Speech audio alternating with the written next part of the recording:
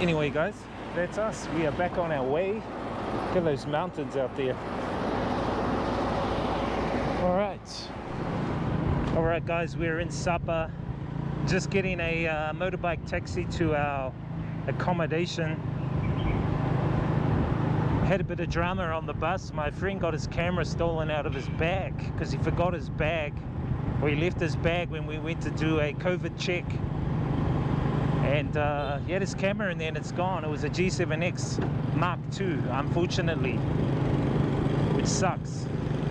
Anyway, the weather here is very warm, and we are about to go to our accommodation. It's about 22 degrees here, which is a whole lot different than the 36 degrees in Hanoi. So the accommodation is a homestay. We're going to be staying with a family, me and my friend Zach, and we're going to be checking out the vibes around Sapa and around this whole Lao Kai province area.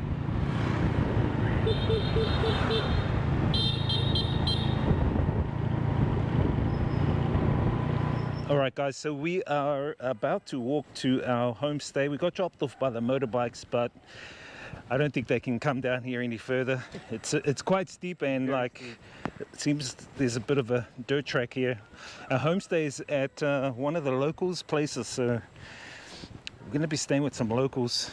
Yep, walking out right in the nature, in the countryside, as you would say. Vibes. So we've come from Hanoi. I had a little bit of a mishap on the trip. Yeah, man, tell us about your mishap. Man, so briefly. I brought my camera, so I'm supposed to be vlogging right now. I can't, so I left it in my bag. And as we were coming up, there has been 2 COVID stops. So basically, you stop at 2 stops along the way, and then you get tested, and you got to fill in your health declarations and information like that. So as soon as after I got that, dude, it's hey doggy, it's just a mutt, don't worry, it's just a mutt. After the second stop, as soon as we arrived in Sapa, I'm like, yo, I need to check out to see if my cameras and everything is in my bag.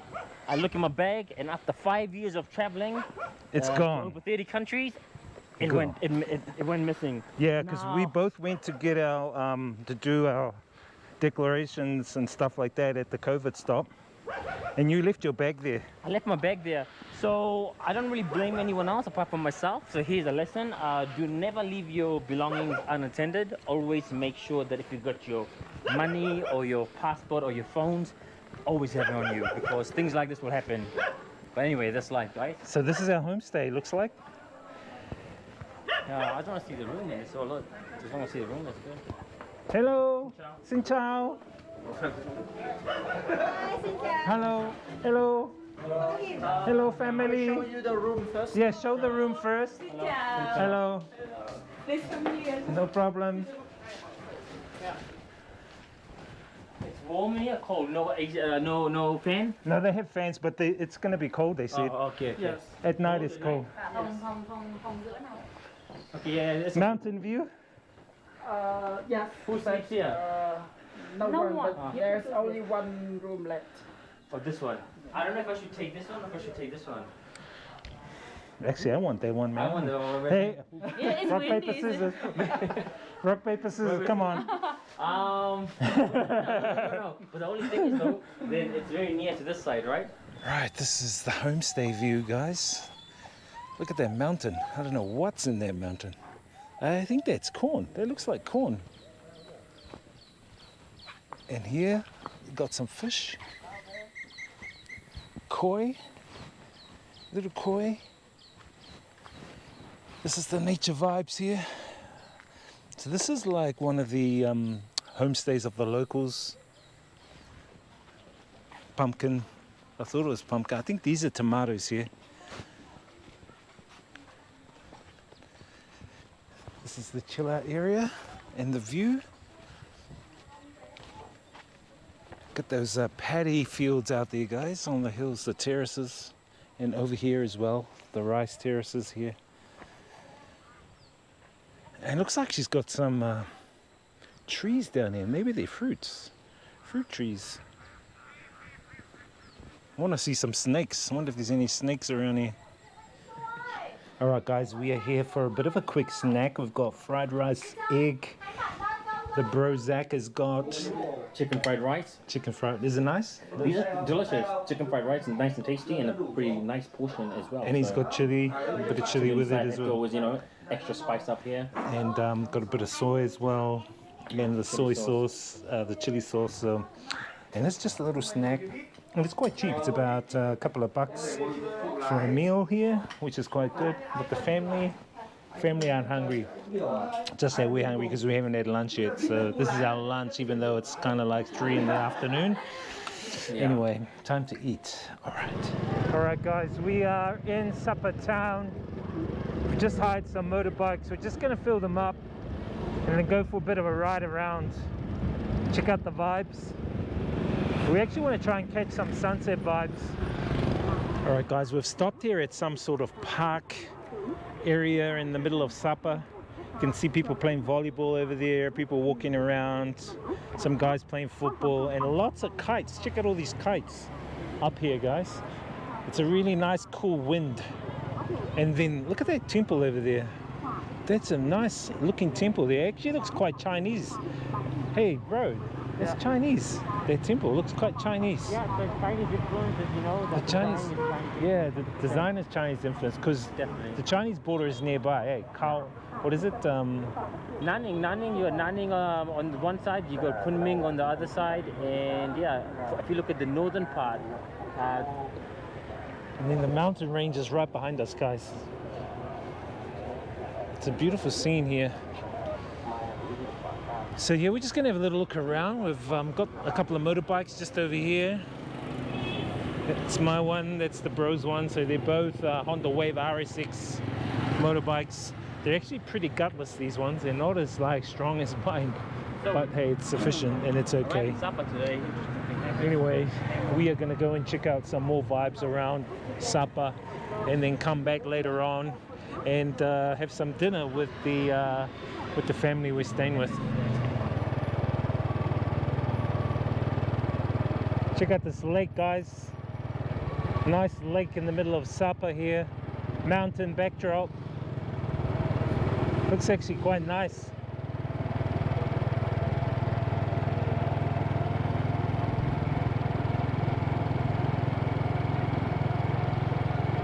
A lot of people walking around the lake here.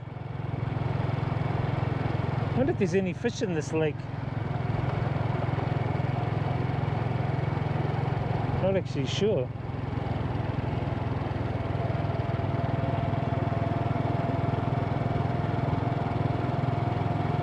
Alright guys, we stopped here at this monument on our way up this hill here, which is out of town, out of the main town of Sapa, and it's just the Sun World cable car. I'm not sure if it's one of the first cable cars here, but I think this might be the way down to Fansipan. I think Fansipan's around here somewhere. Pretty sure it's around here somewhere. It looks quite huge, this mountain range. It is quite cold here actually. Up here it's around probably 16 degrees, 15 degrees. Down back in the valley it's about 25. In Hanoi it's around 36. So today we had varying temperatures. So lucky I bought my jacket. And yeah, checking out this area. Guys, we're kind of in the heart of Sapa here. And we're at, I think, Sun World cable car station, which is right here, this massive thing. We're going to look at coming here tomorrow to catch the cable car up to Fansipan Mountain. Be cool to see the city from the cable car. You can see all the Vietnamese down here playing football, leveling up their football skills. If you didn't know, they lost to UAE by 1 point. I think it was 3-2. But football is one of the favored sports here in Vietnam, as well as volleyball over here. They really favored sports here. But you can see a little bit of the European influence. That massive building there looks kind of Italian. And then over here you've got like, I think it looks like a Catholic church or maybe even Anglican church. So Sapa's got, or could be even French.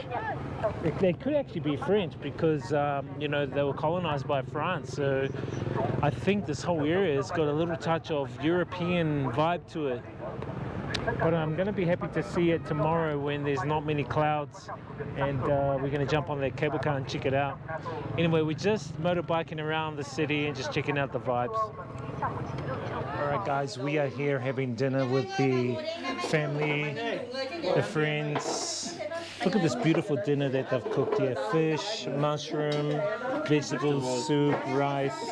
And they've got a hot pot going. The hot pot's going there. But with pork, so you cannot. With pork. Okay, no problem. We can have here. Yeah, we can share together. Everyone can share together. No, I can't eat pork. It's delicious, guys. All right, I'm about to get into some dinner. We're going to leave it at that. Tomorrow we are going to check out Phan Xipang, the highest mountain here in Vietnam. Looking forward to it. Got a couple of friends coming with us. You play a little music. And looking forward to it, guys. We'll see you guys on the next video. Give this one a thumbs up if you enjoyed it. Experience the journey. Inspire others. Live life, guys. Peace. Morning, guys. I'm here with the bro Zach. How you doing, guys, Zach? good morning. How was your sleep, bro? Oh, beautiful. Fantastic. Can't Beautiful complain. sleep. And we just had breakfast, guys. And check out the breakfast. Pancakes here.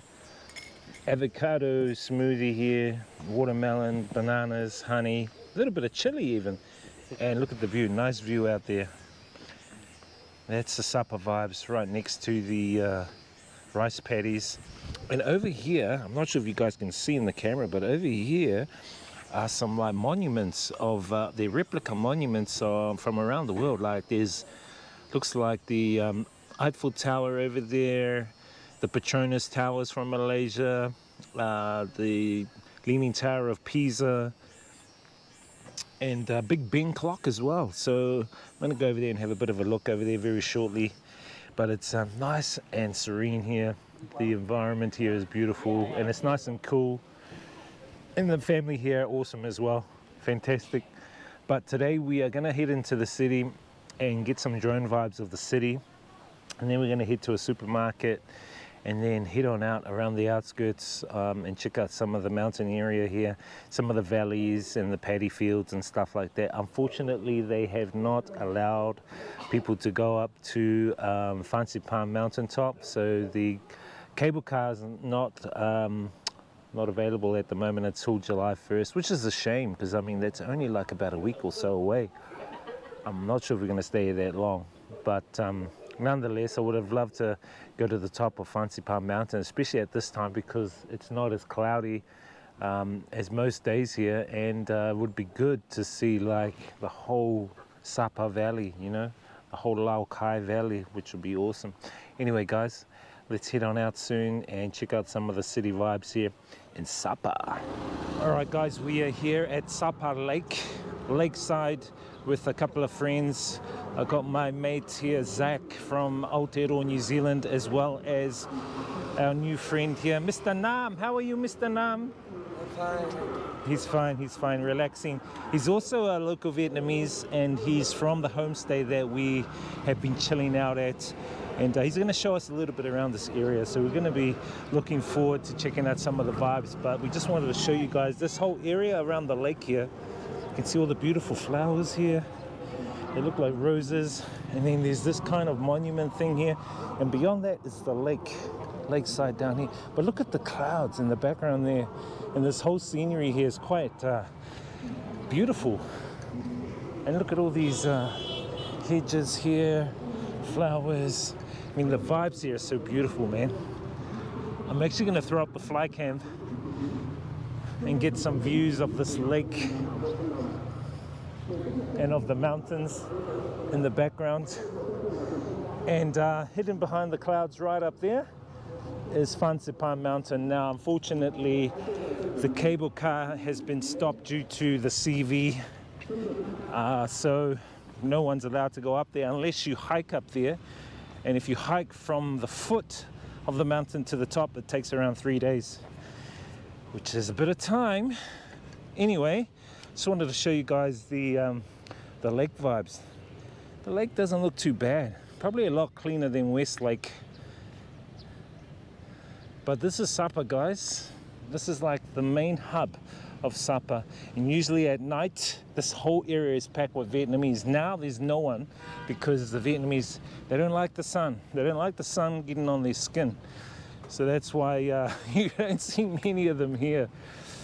But anyway, guys, check out those vibes. Beautiful. Beautiful. This whole area is beautiful, especially with the landscape and the mountains in the background there, man. And you know, the temperature here is around 22 degrees. We left Hanoi yesterday, it was around 38 degrees. And apparently it's going to get up to 40 degrees today in Hanoi. So I'm glad I'm not back in Hanoi.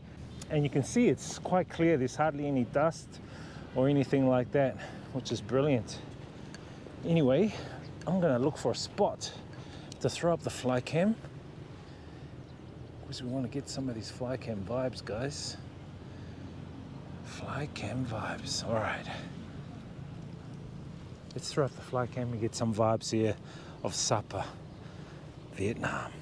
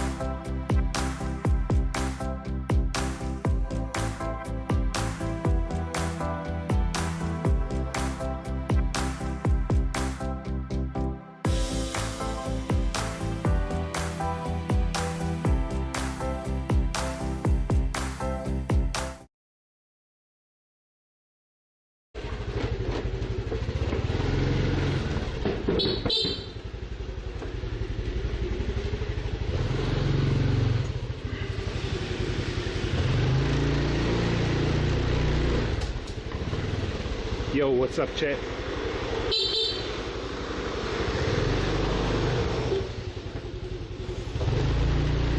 Welcome along to the stream. Yes. Yeah, that's him, Anton. We did a trip, I think, pre-COVID. No, I think around 2020. Shit, I can't remember when we did that trip. I think around 2019 or 2020. I actually can't remember when we did that trip.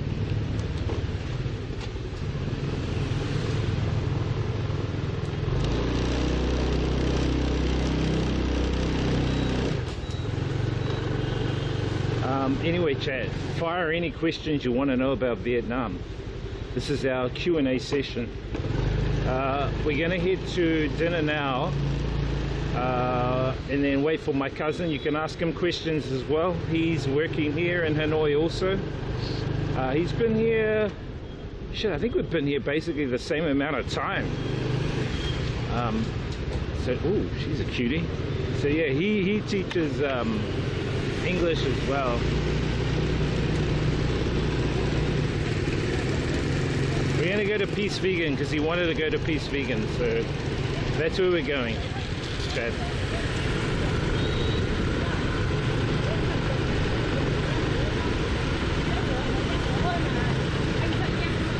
And it's peak time, so hopefully it's not going to take us that long to get there. But yeah, I get a lot of asked questions about Vietnam. Usually people talk about, oh, is it cheap living here? What's the work like? Can foreigners get good work here? And yes, it is cheaper here, way cheaper than Western countries. I think Vietnam's going to be a big powerhouse for economic wise in the future, especially with the implementation of companies, international companies coming here and setting up, and not only providing a lot of work and income into the economy here, but it also is structurally going to improve Vietnam. So, you know, they're looking at building a metro system all over the city here in Hanoi. So it'll be like Thailand's BTS system. And so that'll do away with the majority of these motorbikes that you can see. People will start using the BTS system. It'll probably end up being more cheaper using a BTS system than it will be to use a motorbike. So I guess the only inconvenient thing is like it'll be a bit more time consuming on the metro than it would be on a motorbike. But I think in the long run, environmentally, that'll help, you know, with pollution levels dropping. So I think that's a good thing, you know, chat. I think we're going to go this way. We'll go along this way, chat, so you can see all the cafes along here. Look at everyone already at these cafes along here, chat. This is a popular cafe here, that one. I haven't really taken you guys along this way, although I've walked along this way. And so people, if you are from a foreign country and you want to come and work in Vietnam, of course, by all means. It just depends on your own qualifications, your own goals, and what you want to achieve by staying here in Vietnam. You can earn pretty much the same amount of money you earn in a foreign country. So there's a guy swimming in the polluted lake over here. What the hell? Keen, man. These guys are keen, I tell you that. They must have strong stomachs. Those guys have got a net, a fishing net, chat. Someone's selling ice cream here. So, you know, this is a very good area for people to ride around their bikes and stuff like that.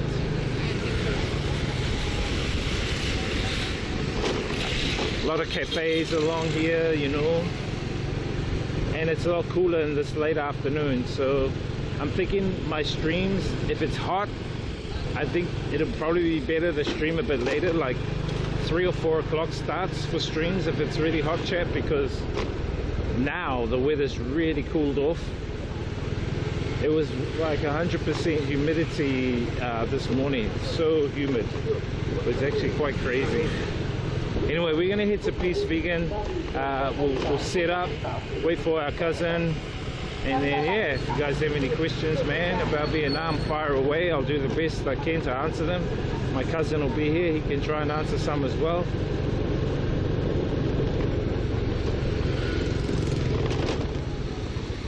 Speed bump over there.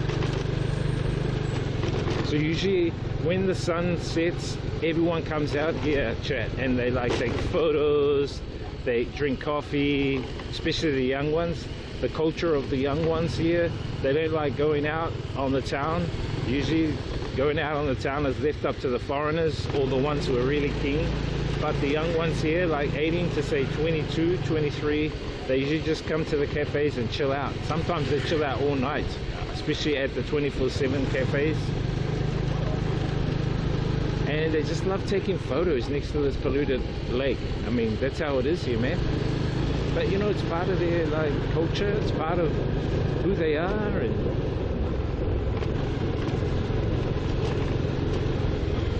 yeah, interesting times is all I can say, chat. Okay, so we're coming up to the Double Dragons. What is our time? Nearly 5:20, is it? 5:20? Oh, it's 5:30, so it is time for Peace Vegan. So a lot of people taking photos here at the Double Dragon area. And later on you'll see more and more that come out.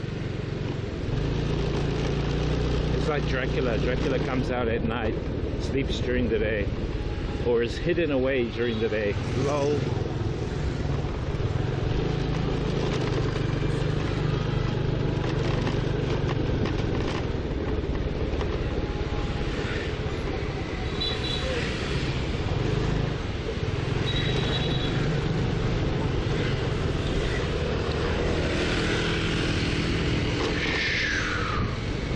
Hey, idiot.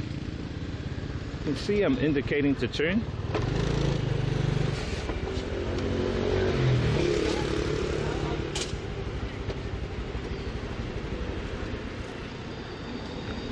Chat.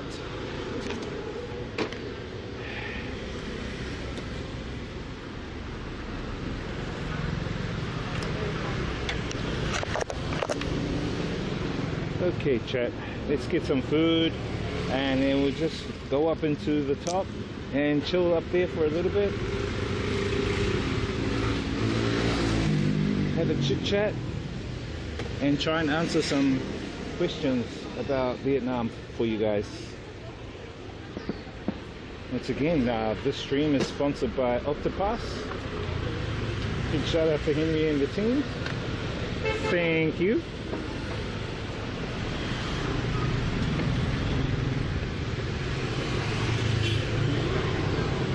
Let's eat.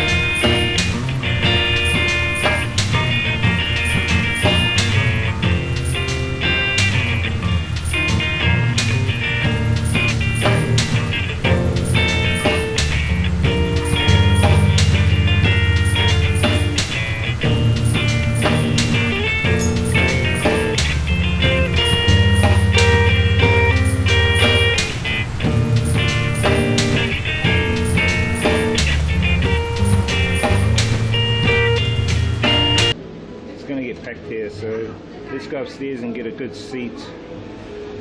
Bit of that, bit of this, pineapple with meat, capsicum. Looks like meat, but it's not meat, chat. I think it's mushroom or jackfruit, and capsicums and onions. The soups are over there. We'll come back to soups later. I think we got everything we wanted. We'll just grab a little bit more of this stuff. I really like this stuff. That's enough. Then we need a bowl. A bowl of this soup. Sauce. It's sauce.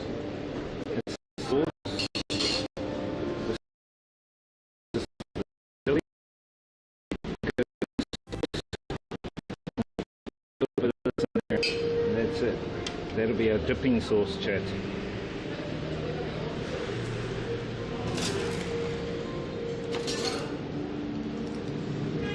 And a drink. Come back for dessert later. Let's go up and eat, chat.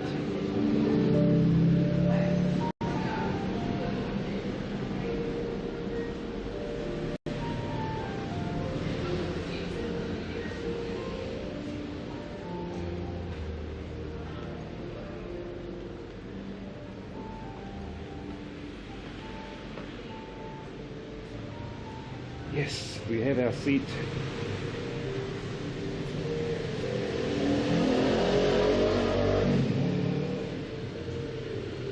I like it because it's got the picture. It's got a good picture.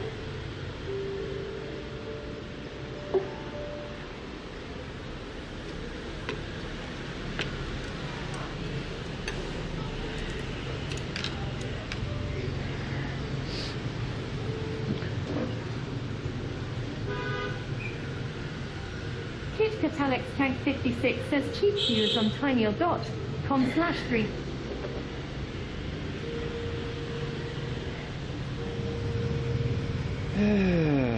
Okay, so turn that off. Delete that guy.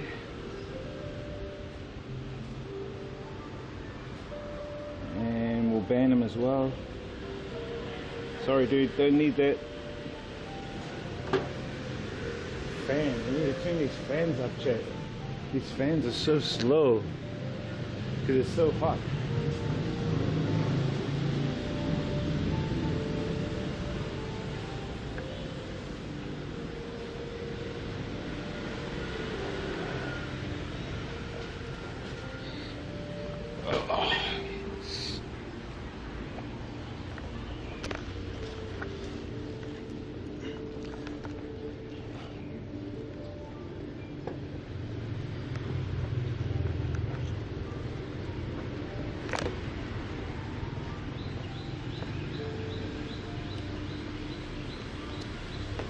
I think I'm gonna make a followers only chat from now on. Been getting too many spammers in. Better to make it followers only chat. Too many spammers are coming in.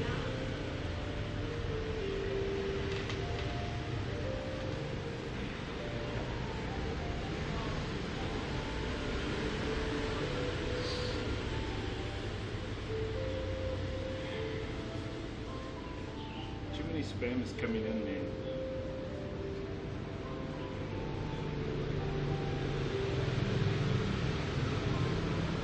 How you doing, bro? Yeah, peace vegan, brother. We here, bro. We here.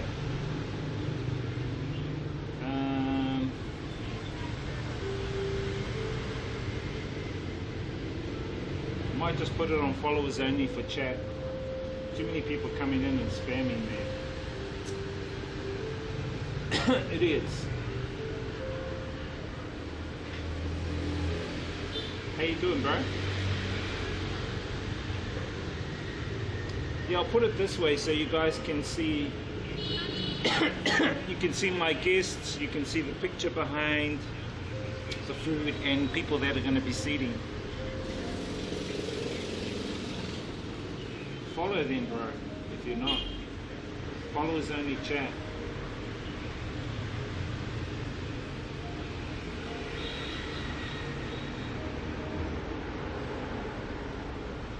Chuck that on for now. I don't want to get too many people spamming, bro.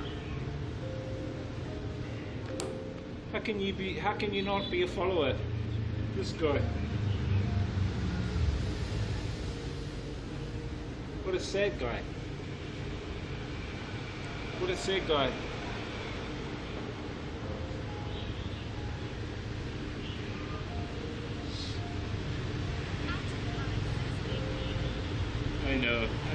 I know you're joking, so am I.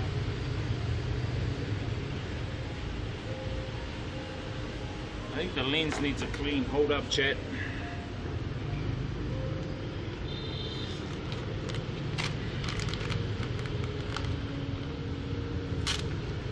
Lens needs a clean, chat. Oh, what?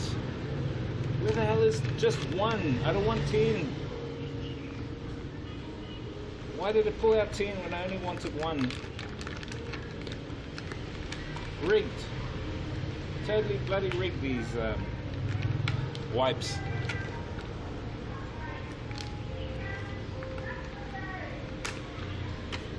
Okay. Hold up. Wait a minute.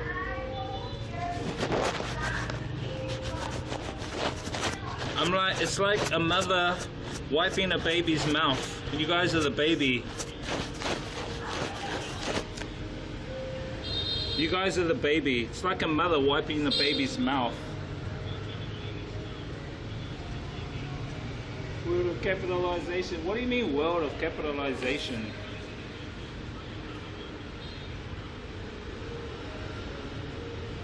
What do you mean world of capitalization?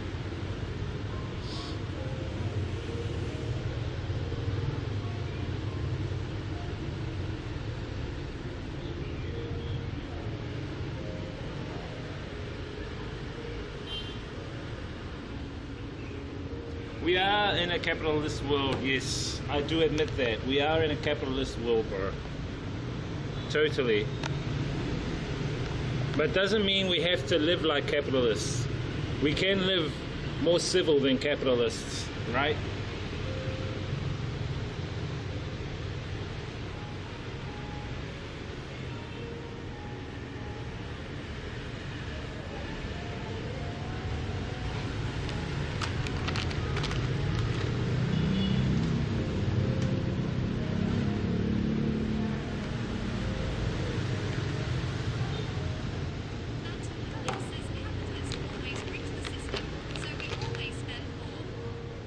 It is. It's not the capitalists that rig the system. The actual system is the one that's rigging it. We need to change the system. I've been saying for years, guys, we need to change to a resource-based economy. That is the system of the future. That is where real change is going to happen. Nothing will happen in this system. Things will just stay the same. People will struggle. I don't want that bullshit for my future generations. So it's time to make a change. Stand up. Say no to organizations that want to embed their agendas into humanity that are not for the greater good of humanity but are only for their own self-interests. We say no to them. We say fuck you. Okay? I say fuck you. I don't want to have any of that capitalist bullshit. But you know, at the end of the day, you can only show people so much. It's up to them to take it to the next level. It's like you can only take the horse to the water. You cannot get it to drink the water, chat. You know?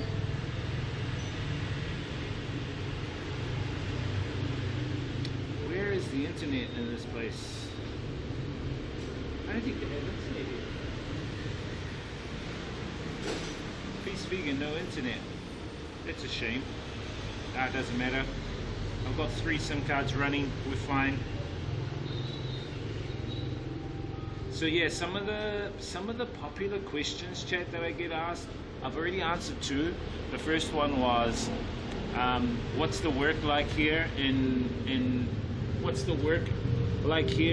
Vietnam?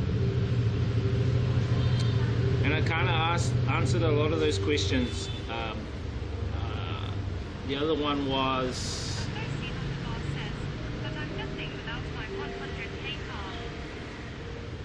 yo, what's up, bro? That's just ego. Unfortunately, in a resource-based economy, there's going to be no room for ego.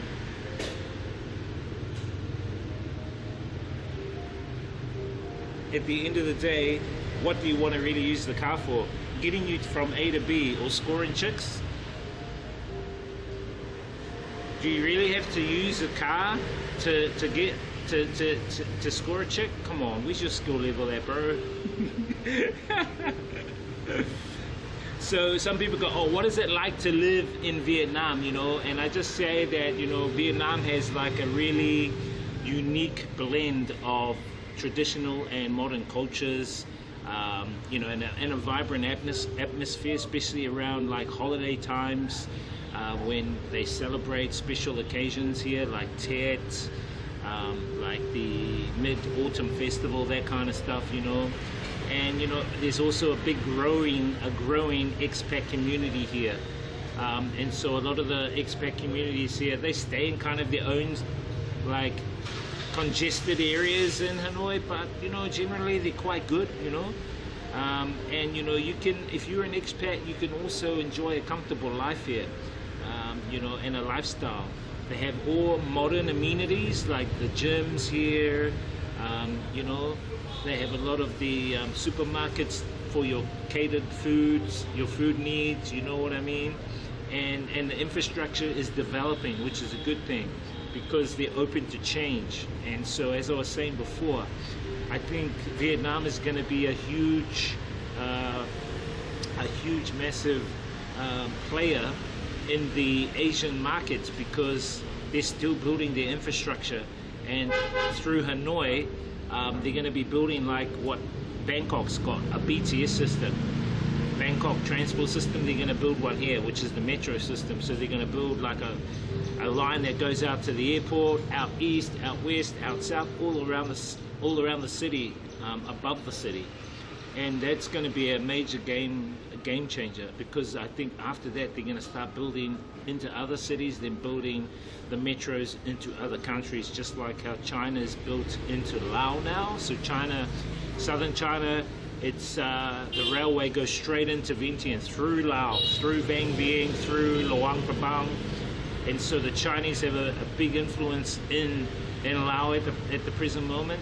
I'm just hoping that the Vietnamese don't allow the Chinese too much power, because that could also be like a detrimental thing that could really change things, you know what I mean?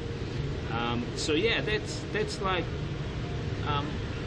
what I can say on that front. Like, what is it like to live in Vietnam? And you know, you can have all those modern amenities while also experiencing the traditional cultural the traditional cultural heritage of the country. That's the real uniqueness about living here, chat, is that you can have all those modern amenities, you know, gym life and earning high money and, you know, living a really good lifestyle, but you can also intake the cultural heritage that they have to offer here, you know, like the Ao Zais, the festival days, the celebratory days like Tet, all that kind of thing. And that's like a rich cultural experience that you can only experience if you're in the country, you know. And so I get another question asked, what are the daily experiences of the local people like? And I think, you know, a lot of it also comes down to what expectations you have. Not only that, but how you present yourself. And how you react, because people here react differently. So if you're a big guy, if you're taller than most here, if you're bigger than most here, people will look at you as like you're King Kong, or they'll look at you like you're a celebrity. No lies, man. People look at you as a celebrity. I went with Mr. G-Man to a place called Nam Dan, which is the home of Ho Chi Minh, President Ho Chi Minh, and it was like his village, and it was open for people to come and have a look through, but it was mainly for the locals to look through. Me and Mr. G-Man were like the only tourists, chat. We were the only tourists there, and people would come up to us and go, "Can you take a photo with my kid? Can you hold my baby?"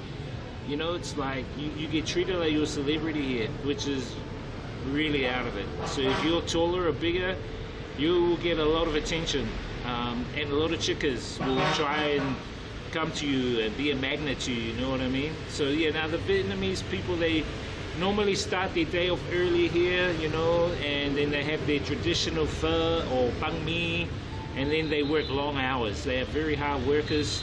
Around midday they'll have lunch, then they'll have like an hour's sleep, and then back to work in the afternoon because of the weather, depending on the weather too, you know. So they'll often work really long hours, but you know, they have a really strong emphasis here on family as well. And you know,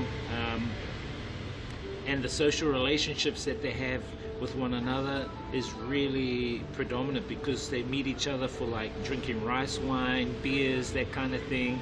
And weekends are often spent with family and friends, so they don't usually try and work weekends. It's usually for family and friends, and they like enjoying their like traditional activities like visiting temples and, you know, tasting different street foods. That's what they like here in Vietnam. That's the locals, chat, you know. This Amosi guy. Now the other question I got asked was working in Vietnam. Is it easy to work in Vietnam, and will I get paid enough? Now the question to that is, it depends on what kind of work you want in Vietnam. Most of the expats that are here in say Hanoi, a very high percentage of them, I don't know exactly, are English teachers, because the English teaching,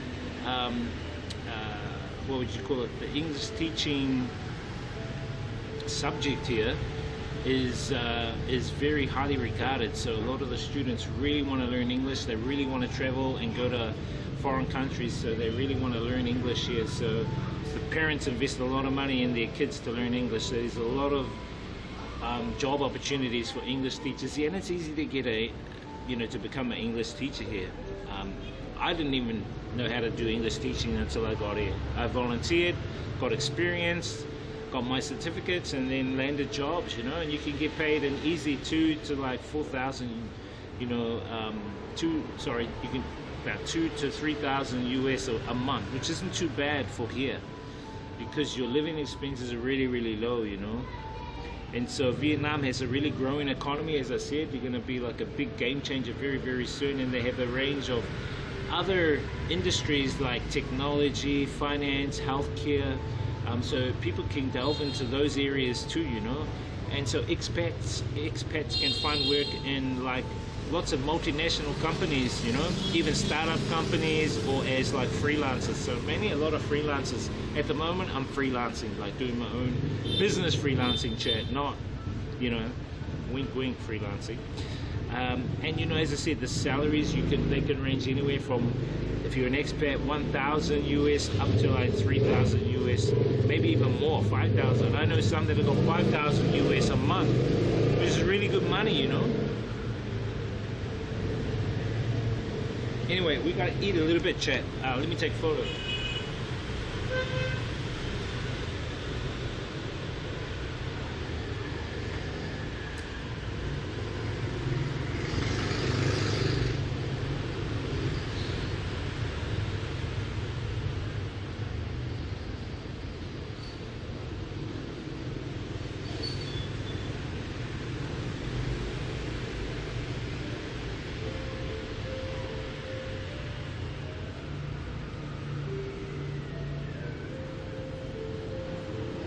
That was a cool one.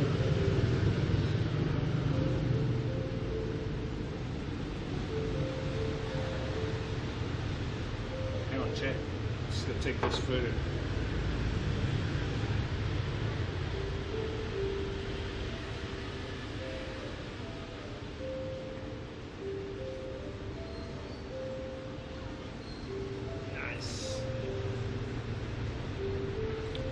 What's up, Anton? 3,000 US per month is good money anyway, bro. That's good money. I was on that, bro. I was on that money, but my hours were quite a lot of hours, bro. I worked my ass off for like 4 years here, being an English teacher, bro. 4 years. Monday to Friday I work. Saturday, Sundays I take off. Friday nights, Saturday nights I would DJ. Monday to Friday I would teach English. And bro, I was earning good money, bro. I was earning, at least 3,000 to 4,000 US a month, bro.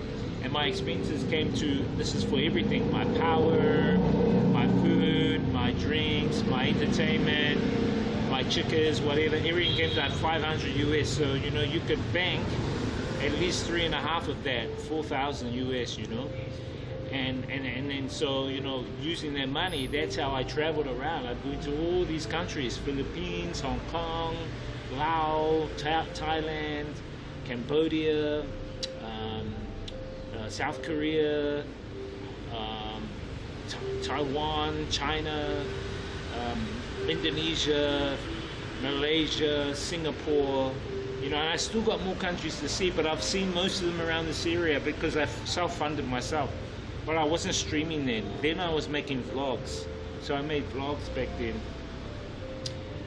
Because I just wanted to experience it without being too focused on a stream during the day. But now I'm trying to look at making my money now to try and like free me from the matrix, so that I'm very more more independent, financially independent, so I can do definitely more travels together, as well as support from you guys. Nah, bro. Nah, I'm not rich, bro. I wish I was. Nah. I'm rich in love. I'm rich in heart. Economically, no. It depends what you would call rich.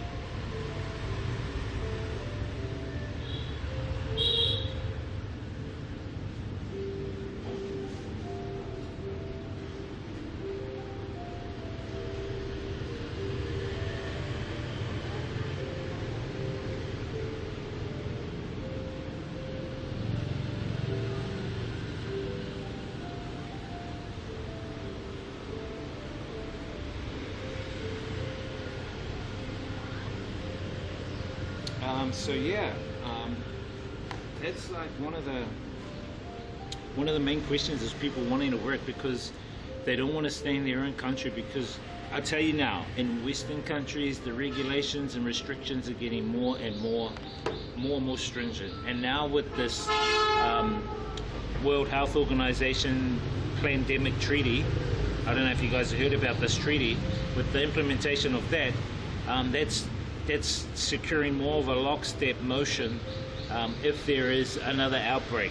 So if there's another outbreak, say if there's another COVID 2.0 chat, and your country has signed the pandemic treaty, what's going to happen is that your country's government are going to be overruled by the World Health Organization. And we know who runs the World Health Organization. We know that people like Bill Gates, Klaus Schwab, the World Economic Forum are the ones running the World Health Organization. So they're going to make the decisions on your government's behalf. And so this is happening mainly in Western countries, chat. And so all those people in Western countries are going to be totally fucked. And so I don't know what's going to happen. But here in Vietnam, it may go that way, but not for a long time. In cash, you know, they want to bring in digital cash. They're starting to here, but no way. People here in Vietnam are still using cash. You go to the markets, they're exchanging cash. So I think Vietnam is going to maybe do a finger to the World Health Organization and World Economic Forum, which I'm hoping they will, because I'll be here to support them with that, you know what I mean? So that's what's happening. Even in Australia, if you're in Australia, if you're in Hong Kong, the World Health Organization pandemic treaty has, well, I actually think they finalized it yesterday to 27. Was it 27 yesterday? Yeah, 27 yesterday, Chad. So, and it's kind of fucked up, you know? And I do not accept it. I do not accept it. I do not condone it. I say, hell no, fuck them. There's no way that those globalists, Kabbalists, are gonna try and take away my freedoms and shit, and the ones around me. No way. I will fight to the bitter end, you know. And just being honest, Chad.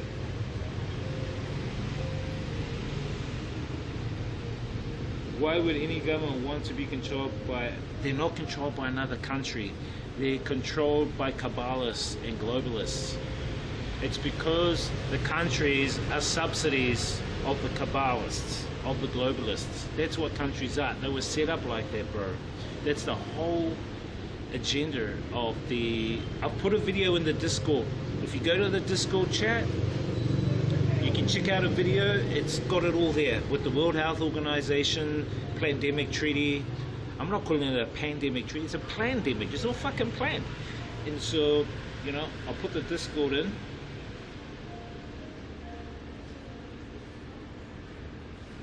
Go there under Truth Matrix in the Discord. You can see the video. I just put it up about an hour or so ago.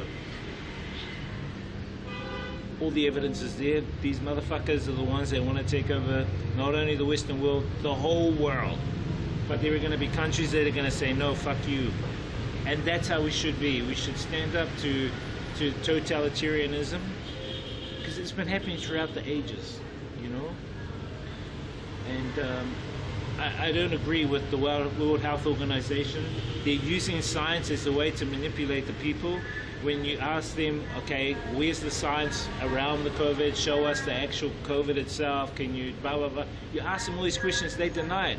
Then AstraZeneca comes out and goes, oh, we can't, like, we've got to pull all our VAXs now, because they're giving people blood clots. Well, we fucking knew that from the start, you know. I don't want to go more into a chat because of TOS and shit, but there's no way I'm like fucking I'm siding with the WHO because they're all bullshit. It's bullshit. It's fake. Just like climate change is fake. And if you guys believe climate change is real, if you guys believe the CV was real, I'm sorry, but you're gonna experience what you will experience if that's the case, you know. And all the best to you. I'm not judging you otherwise. That's where you're at. That's where your level is at. So, wow, there's some chickens down there. I hope they come up here, man. You guys are gonna be lucky if the hot chickens down there come up here. I think they are coming up, Chad. Damn, man. Sorry, yeah. So, wait for my cousin to pop up. I'm gonna start without him.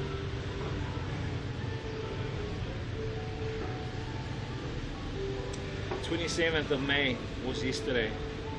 That's the final day to appeal against this World Health Organization pandemic treaty.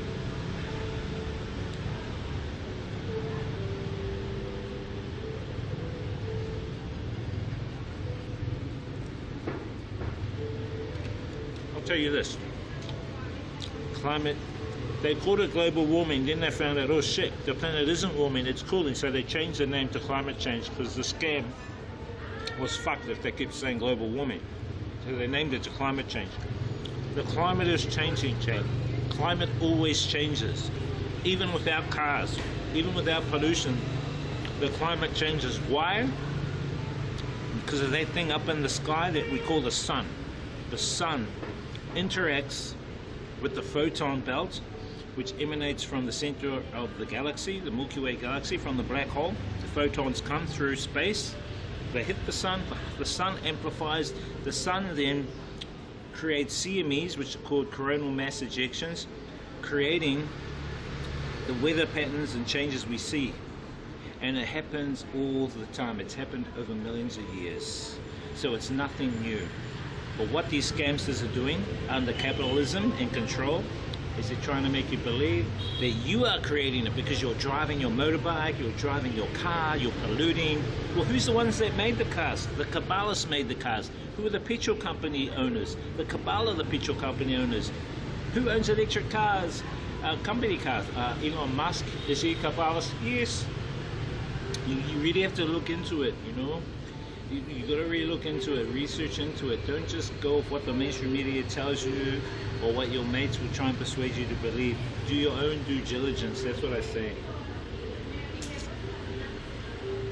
So they call it climate change now because they found out. Oh, the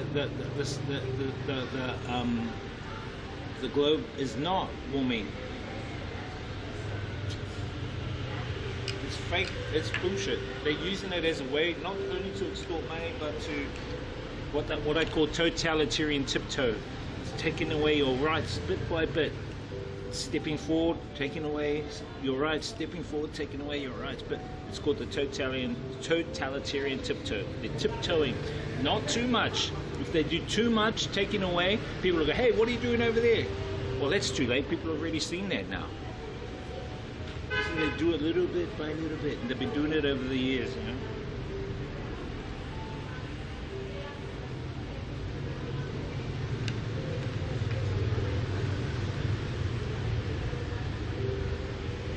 I wish there were more streamers that talk about the shit I talk about. I think I might change my name in my streams to something more like Neo. I wish there was more streamers. Do you know any streamers that talk about the stuff I talk about, chat? No, look who's here, chat. It's my cousin. Good. How you doing? Keeping out of trouble? Good. How you been, cousin? You alright? Yeah, good. Good to see you. Just finished May or? No, fucking finished for the year now. I just got one evening class tomorrow night. Evening classes and all of holidays and yeah, man. You're gonna be doing like English centres, or you're gonna have a bit of a ticket to around? I've got a summer school. Got a month of summer school over end of June, July. Oh, nice. Yeah, You got a good stint in? Yeah, fuck yeah. Good of cash. What about you, cousin? When did you get back? I got back a couple of weeks ago. I just been settling in, and yeah, I joined I work with a New Zealand energy company, and So we sell desalinization in solar power farms and units around the world. So I'm the What's the Vietnam. company? I'm the Vietnam. Timana Energy. okay. Have you heard of them? No. I'll have to look them up. Timana Energy. So yeah, I'm selling those. And so I'm the Vietnam agent. Yeah. So I mean, just doing meetings with businesses and people Out here. just to get a feel, and then Oh wow. So what kind of people are you meeting with? people that are in like construction, or people that are in developing areas that want to develop like areas where there's no water, clean water. You know, so what these desalinization units do is they can take seawater, put the seawater through the desalinization units, extract all the salt minerals out, and out comes fresh water. And there's a second process to it. After the second process happens, the water comes out fresh. That water can be bottled to make bottled water, so you can sell that as bottled water. So is that only for seawater, or can you do it for all Any kind of- water, even polluted water, lakes, everything. Bloody hell. Yeah. So even this can be clean. So someone will be selling fresh Hanoi, Teho, whatever on their bottom. You never fucking know, man. Like, holy shit. Yeah, well. It could be popular. Everyone around the world might want some. I mean, there's fucking water. I'm just putting my feelers out and see how we go. You know? That was a good place to be though. Anything goes out here, man. Yeah. It is a big market. Hey, kia ora, New Zealand Kiwi boy. I'm just chatting to someone in my chat.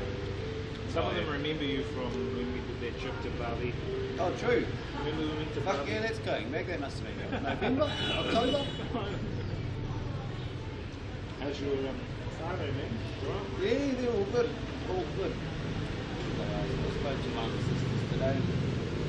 I keep in touch with them all the time. Same old shit, different day. Yes. Same here. New Zealand life, no one's really up to it. Kind of weird though, because you know they're all over in New Zealand, but I'm the one that has to call all of them. It's kind of weird. Yeah, the other Do you day, get the same bro, with that? the other day my mum called and I was like, Okay. fuck, who's dead? Because she never calls, it's always yeah. me calling her, Yeah, but she's yeah. just calling for a chat. I was like, Finally, fuck, what the hell? Bro, it's like that now. I'm like, all my family over there, and they expect me to call. You know what I mean? It's like, I wonder why that, because it's not just us, I've heard other people say that as well.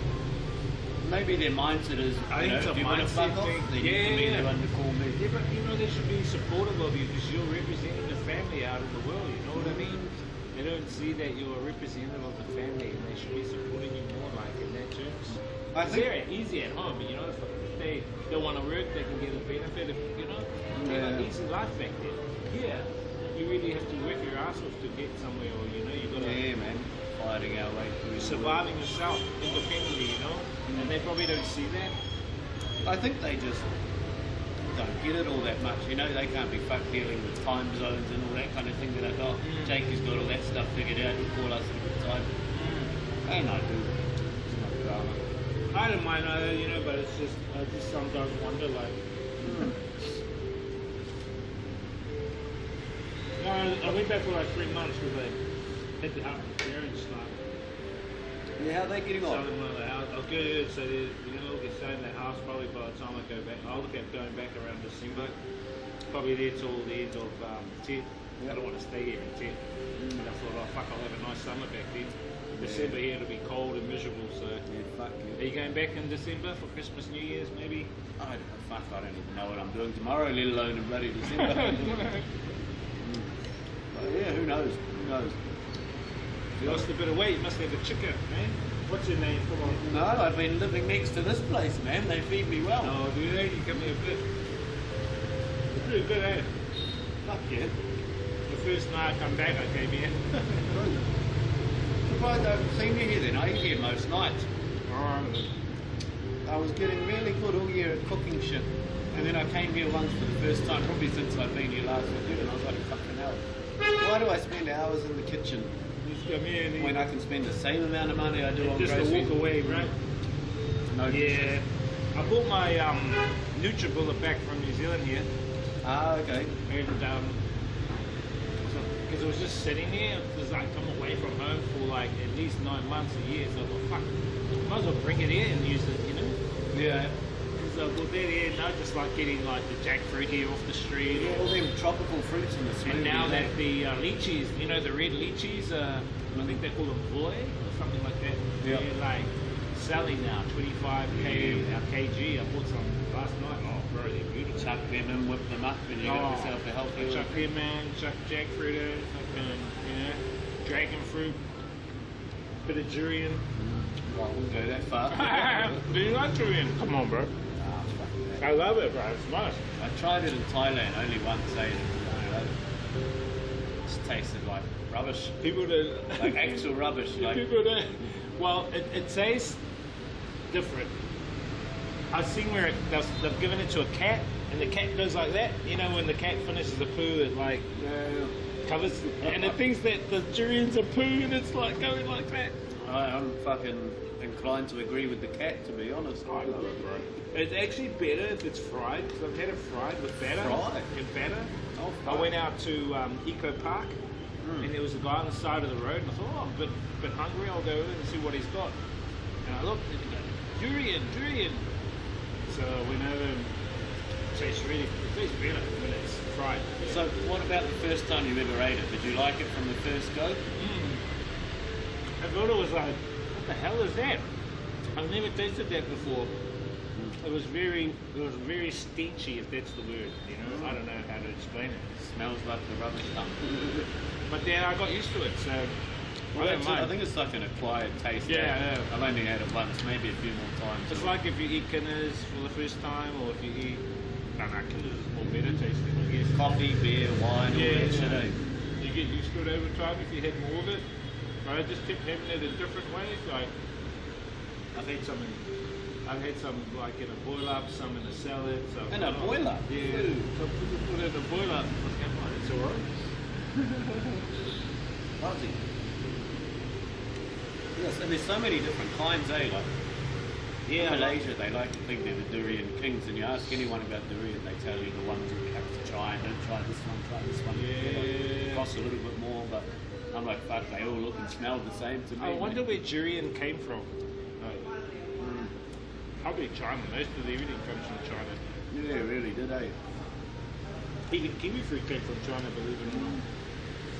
And then we made it better through, you know, Yeah. genetic modification. I think we did. And then they stole all our fucking seeds and grew them Yeah. themselves. Well, now in New Zealand they got the red ones, the red kiwi fruit. Oh, I can tell they're fucking genetic. I'm not going to try those.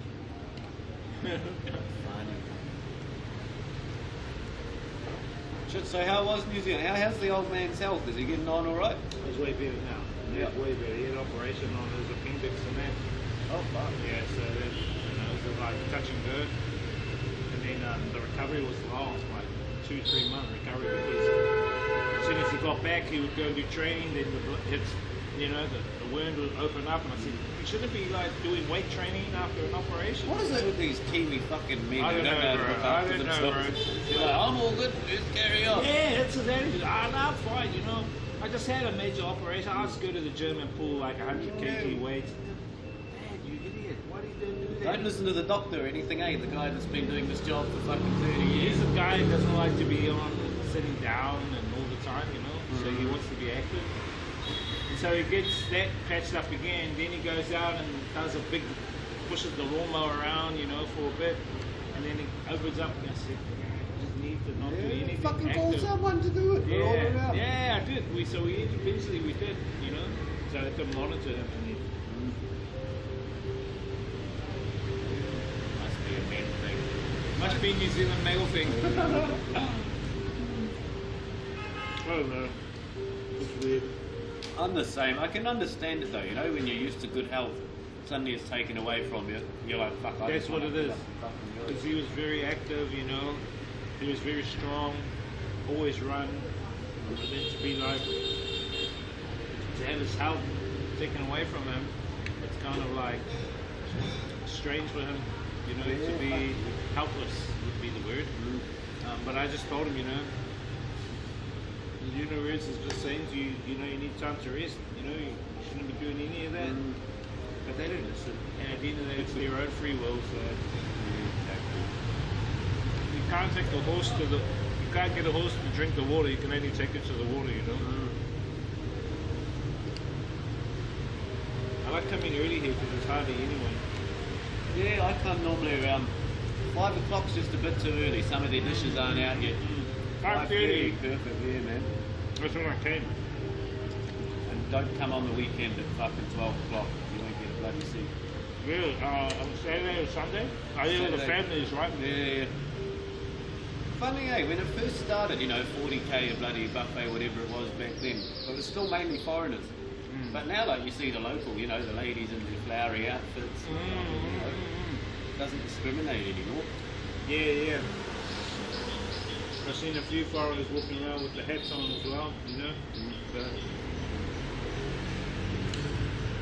So where are you staying this time round? Same place? Same place, bro. So, well, what I did was I just stored my stuff in my room and just paid it out the school fee to keep my stuff in the room, and then she just Airbnb the room out. That's right. Down again until I got back, you know. So yeah, because it's cheap, bro. You know, I'm paying really cheap rent there. And I like it because I've got the whole floor and the outside area big and everything. Good stuff. Some tweet way, eh? Yeah. Lucknow Farm Food, and then my gym is just around there, so I go to the gym every day.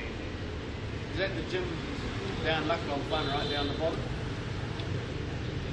It's where their major intersection is on, what is that place called? One, yeah, on the corner there, and it's got UFO on the front. Yeah, I know the fuck. That's the gym up there.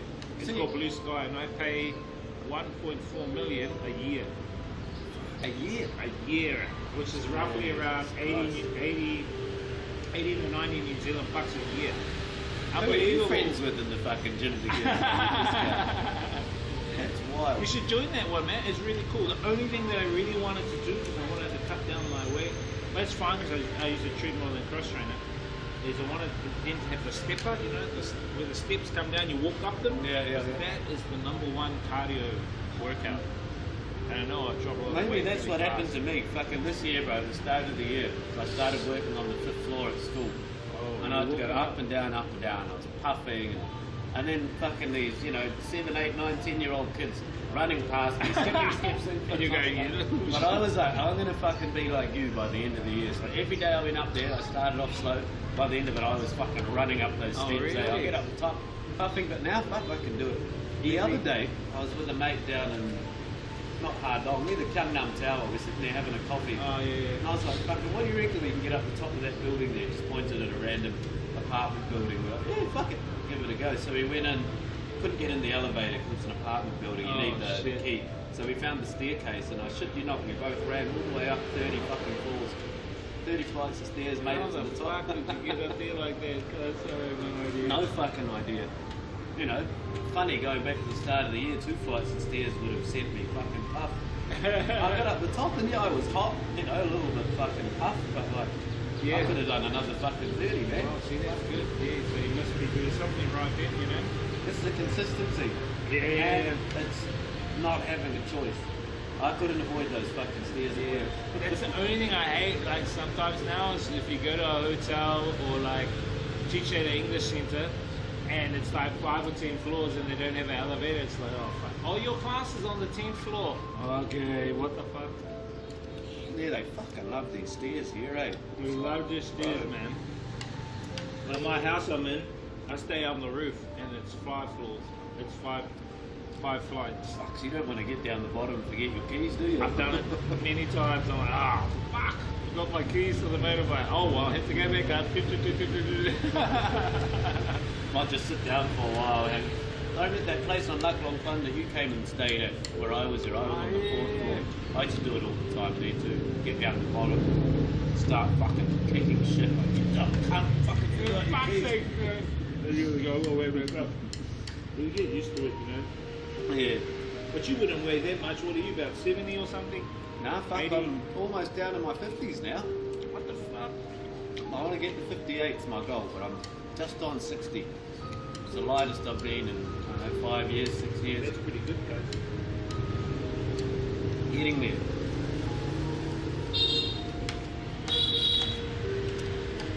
You just got to be consistent. So I go to the gym every day.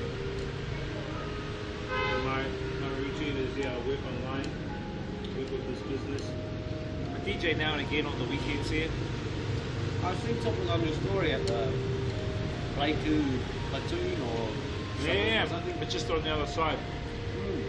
Quite a cool looking building. Yeah. It's like just up near the bloody last stop bar around all that area. But it's owned by this, so notice here, all the single chicks over 30, most of them own bars and clubs. Yeah. Right. And they're rich, bro. So this chick, she's single chick. She's I think 35, no kids, no husband, anything. But she owns like a makeup saloon, a bar, and something else as well. And I've come across many of them, man. They just want to invest in these projects before they get married. Fucking hello. Yeah, so she owns it. And first time I met her actually. What's the pub like? Is there a lot of people in there? A lot of foreigners? Or? Yes, well, most of them are foreigners, you know, and it's really cool. It's chill, like they play a lot of old school stuff, old school music with a little bit of house, a little bit of this, a little bit of that, you know. And but they mainly have bands, live music, so Okay. like duets, you know, with a guitar player and a singer, But they or also mainly tailored towards expats, really. You go check it out. I know nothing about the nightlife here, eh? I'm in bed at fucking 8 o'clock every night. Even on a Saturday? Yeah, man. I'm up and at 'em in the morning. Last year, bro, summer, no work. I was like, cool, I've been working all year. I'm looking forward to time off. I'm just going to relax. Yeah. Fun for like a week, but then I just got so lazy. So fucking lazy. You know, staying up all night watching bloody YouTube and then sleep half the day, and then when you wake up it's fucking 35, 40 degrees because it was hot last summer.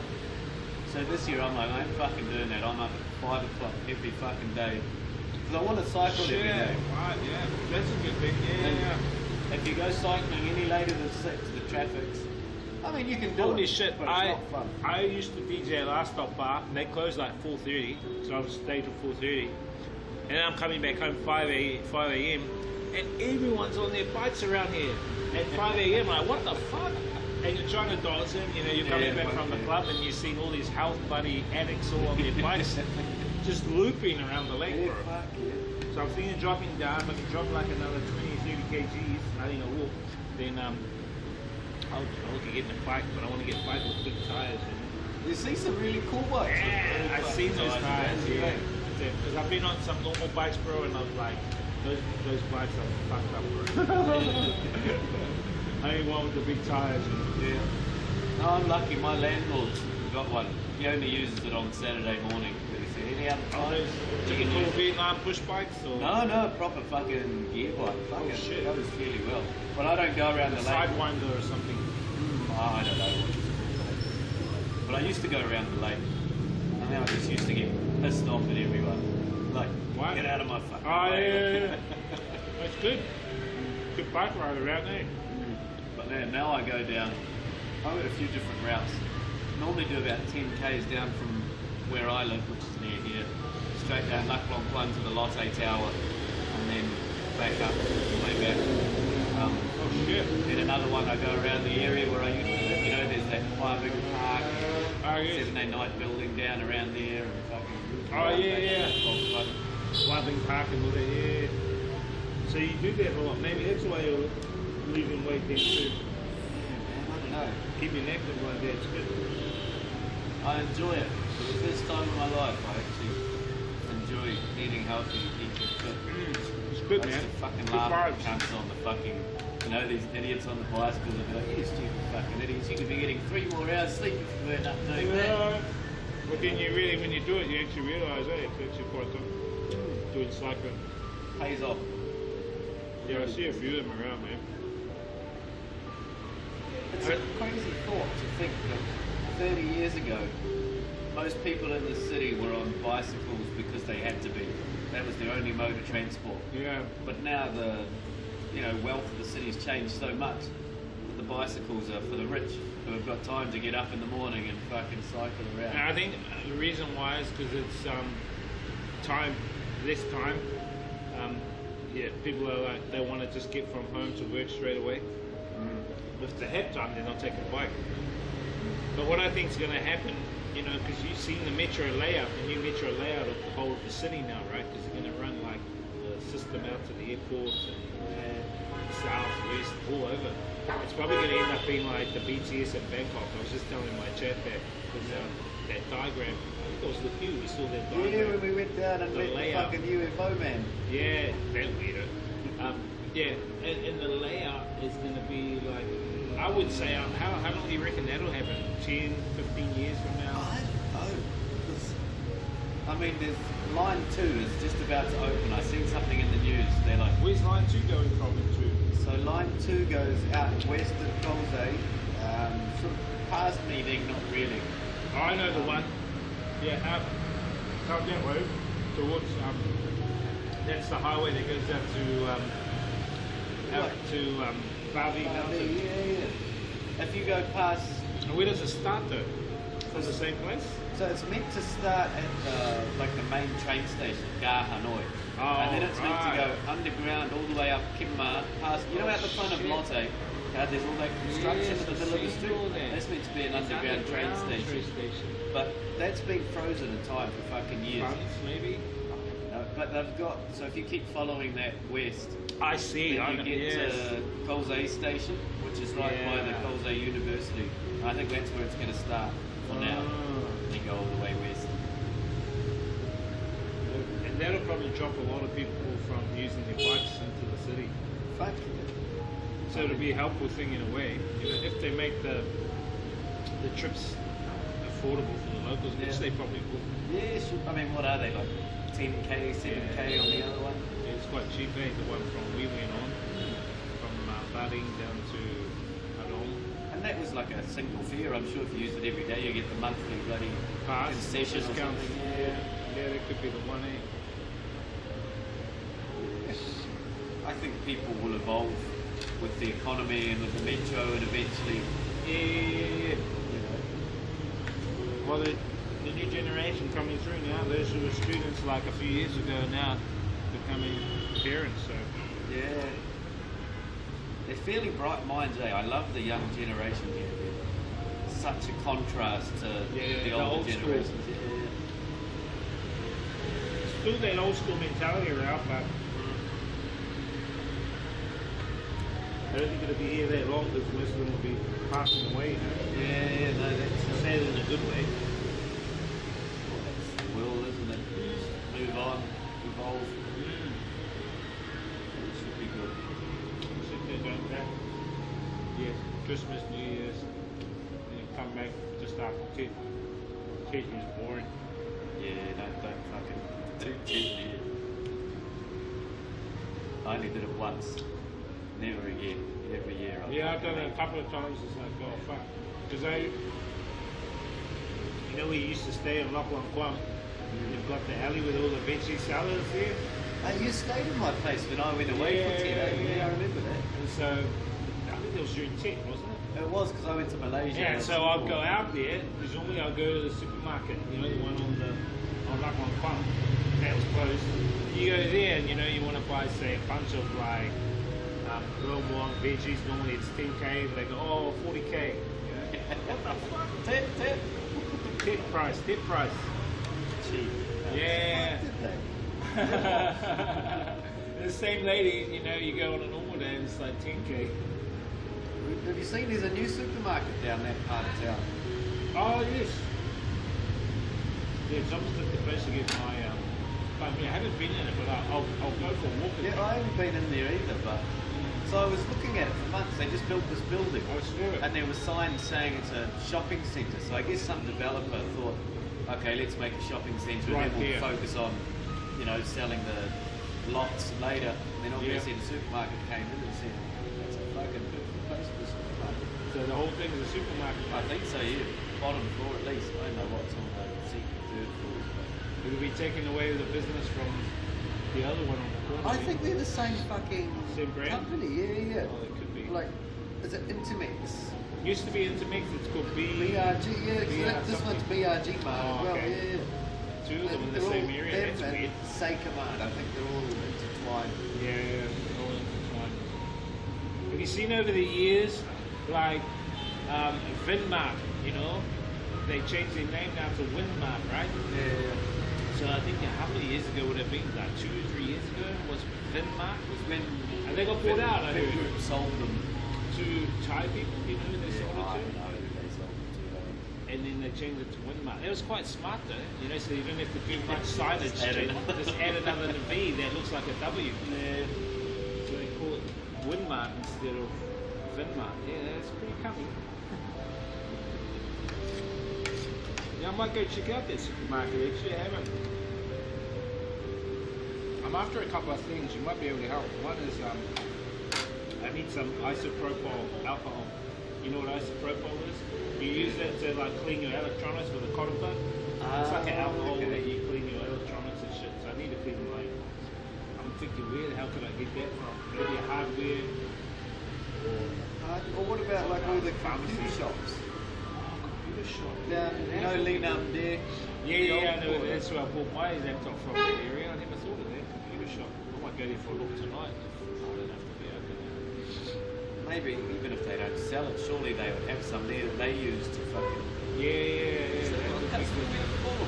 Yeah, that would be good, eh? And I need some magnesium. Probably go to a pharmacy and get some magnesium tablets. Magnesium, that's what I need. It's deficient in that area. Magnesium's quite good too. It's like for some people it can be like, have you seen that movie Limitless? It's like that. It makes you really like all clear and alert. Yeah, that's what the magnesium. And we need a magnesium. We need I was watching a podcast the other day about health, you know, the modern era and shit, and what most people are deficient in.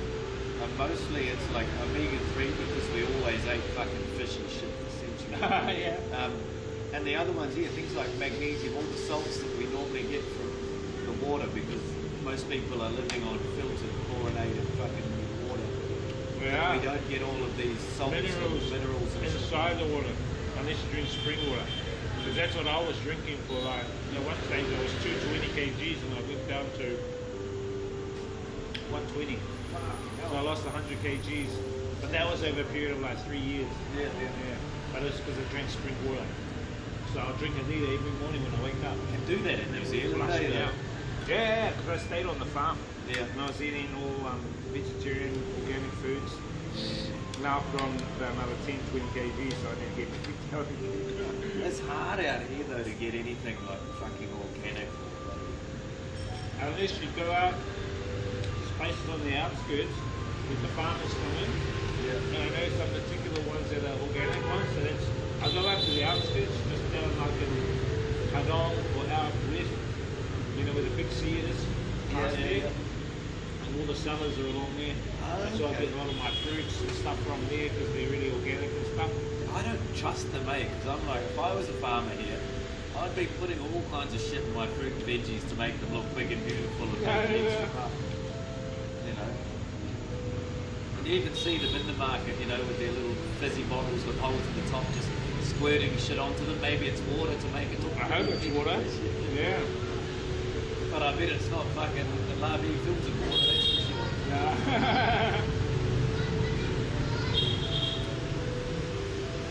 There are some places that I go to here that can do the foods and stuff from, but There's lots of those health stores around. There are lots of fruit and vegetable produce shops that say they sell organic. yeah, there's quite a bit of them around. I know a few of them, yeah. But I don't know if I trust them, eh? Like, how do I know that what you're selling is organic? Just because you say the word organic on the front of your shop. Like, Exactly.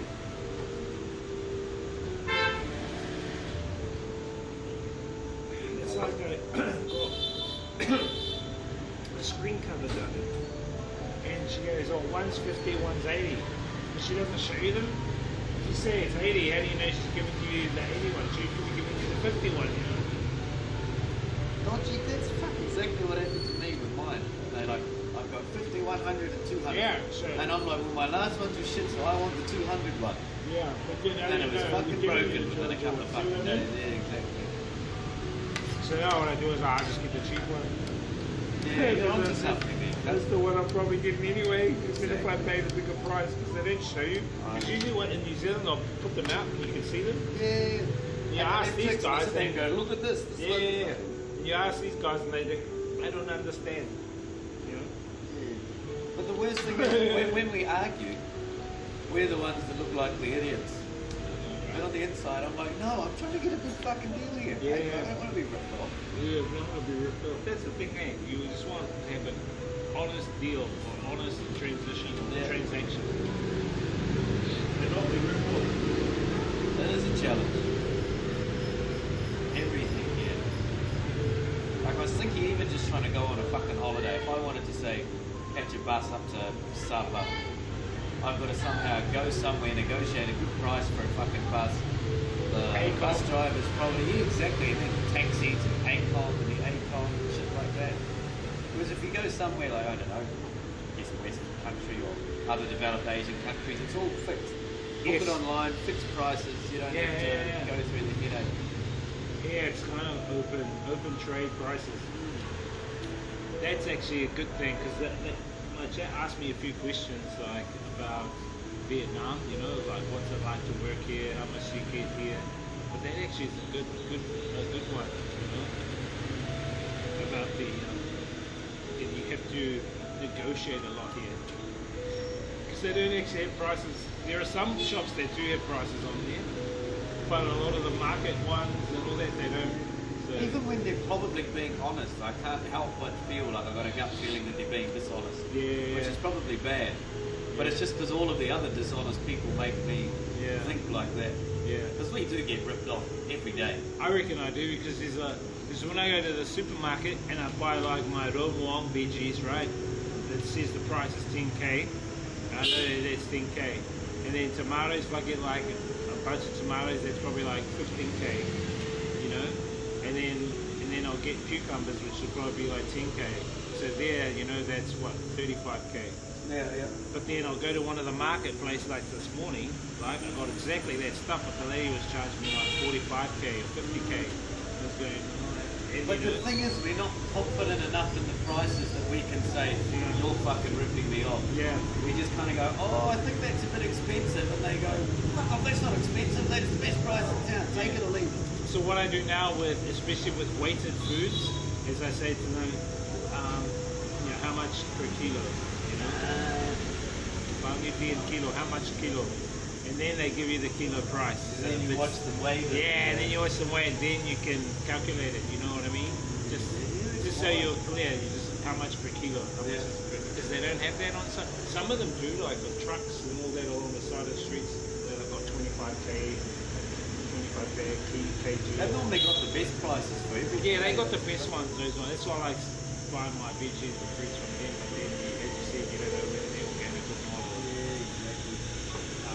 And then that's what I found. Just ask them how much per kg. Then you can quickly calculate. Then they can do it. And if you know there's a difference between theirs and yours, then something's a bit fishy. Exactly. And then you can also say to them, well, it's half the price of the supermarket, so I'm going to fucking go there. Yeah, and they go, oh, no, it's okay, I'll give you that. Yeah, that's what they do, you know. There was a guy the other day, I was trying to negotiate a mixer. Could you hear those locusts? Are they locusts? All of a sudden, that's like what we're talking about. Like, yes, they're ripping you off. I went to go buy a mixer. Online, the mixer is like 500k. And I go see the exact same model at, it's called the Hanoi Bazaar. Have you ever heard of the Hanoi Bazaar? It's like a street, and it's got all like LED lights, speakers, mixers, microphones, electronics. Where's this? It's down near, what area? Down near Haibatun. Ah, okay. Yeah, down there. Go down to that area, and it's called Hanoi Bazaar. Just look it up. Hanoi Bazaar. And I said to the guy, how much is it for the same mixer that I saw that I can get for 500k from another place? He goes, oh, 1,200,000. Okay. Then I jumped on the bike. He goes, okay, 600. And you're like, just like that, he cut it in half, you know? like, I don't know. I get that it's different and it's cultural. And if we turn around and say, yes, good price the first time, we're the dumb guy. There's nothing wrong with him. He's fucking making a good sale. And that's what I think the problem is that there's a lot of tourists that come here and they accept the first price. And so the sellers here are going, well, I can give that price out to all foreigners there, you know? And that's why they do it, because some of these foreigners let them get away with it. Exactly. And that's the problem, you know? Because I guess they don't know, really, do they? They don't know any better. Usually they don't want to, they're not coming back anyway, but it's still that, it leaves that impression. Yeah, but it sows distrust at us. Yeah. I know, I like it because you can haggle a good deal, but I hate it because every time you go out, you've got to have your guard up. And you've got to really haggle fight. all the time, you know, it's like haggle, oh fuck's sake. They don't have the price on them, so you've got to haggle. But so what I do is, if I want to go out and buy something I know I need, I will look it up online first to see how much it actually costs. Then I'll go out and then I'll go and haggle down to that price, or even less if I can. Yeah. And like I said to the guy, you know, I would have been happy to pay $550 or something, you know, like that. And then he goes, 1,200,000. What the fuck? That's a big jump. And then when I jumped on the 600. It's so cheeky, eh? Yeah. They don't even try and chuck on, like, if it was a little bit extra, if he said, like, you know, 650 or 700, you might have gone, oh, okay. Like, but when you go 1.2 million, it's like, are you fucking joking? And I think it's the feeling, you're right, and I think it's the feeling of you don't want to walk away feeling like he's got one over you. That's how I don't want to feel like he beat me at giving that price, you know, like exactly. It kind of sucks having that feeling like, fuck, I lost that like negotiation. But there's always bad feelings in there too. Like if you get a really low price, I always think, fuck, if I really undercut this person. Yeah, but then sometimes you be generous and give a little bit extra, you know, if you know.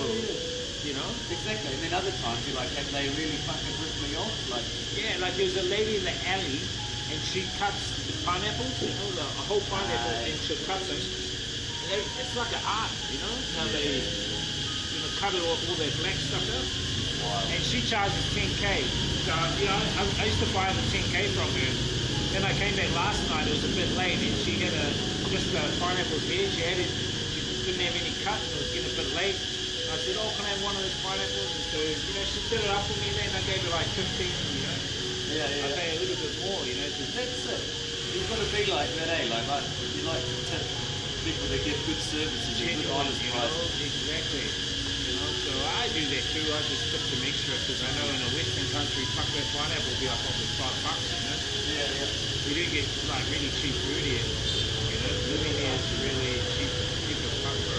And the fact that you say to this lady, can you cut it for me? And to sit there right in front of you and take, you know, a few minutes of her time to do it and not charge any extra. Yeah. In New Zealand, they'll be like, it's $20 labour. Fucking. I know. And they're really good at that. It becomes an art. They must get taught like it. Thank you, what's up for the follow. Fuck, this is getting loud, bro. You can hear the locust chat. Loving all this pineapple talk, man. Fuck, I've never heard it this loud before. I mean, I've heard them at night, like around, but not this loud. It's like, Vibey, eh? around. So you're still staying down here, right? Yeah, just down the next galley, then to the left down the back galley. Oh, nice. Yeah. Oh, you got a building, huh? Yeah. Oh, it's good. I think you showed me from the big lot there. Ah, yeah, that's right, when we went and fucking... Have you been up there lately, or? No, I took Walter up there when he was here. Oh, how was it with winter. Walter? Did he like it back here again, or? No, he hated it.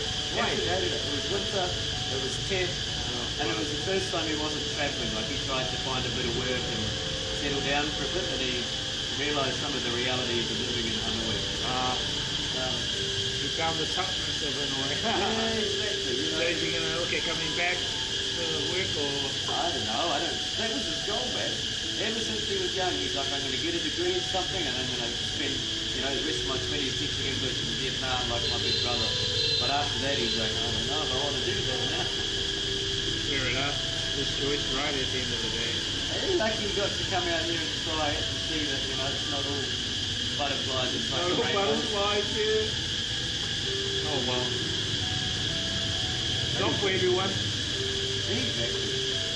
Yeah. Funny, eh? Like, I remember having a friend that came out here for a holiday, Me and my other mate who went to uni with him, we were saying, just move out here, bro. It's so good, life is good, the pay is good, everything's cheap. He lasted maybe 2 weeks. Like he came back after that, decided he's going to live here, got a job. After 2 weeks, he was like, fuck it, can't do it. Yeah. You know, it's either for you or it's not, eh? What happened to that guy that you were staying with when I first came here in 2019? And I think he ended up going to Taiwan. Is he still in Taiwan?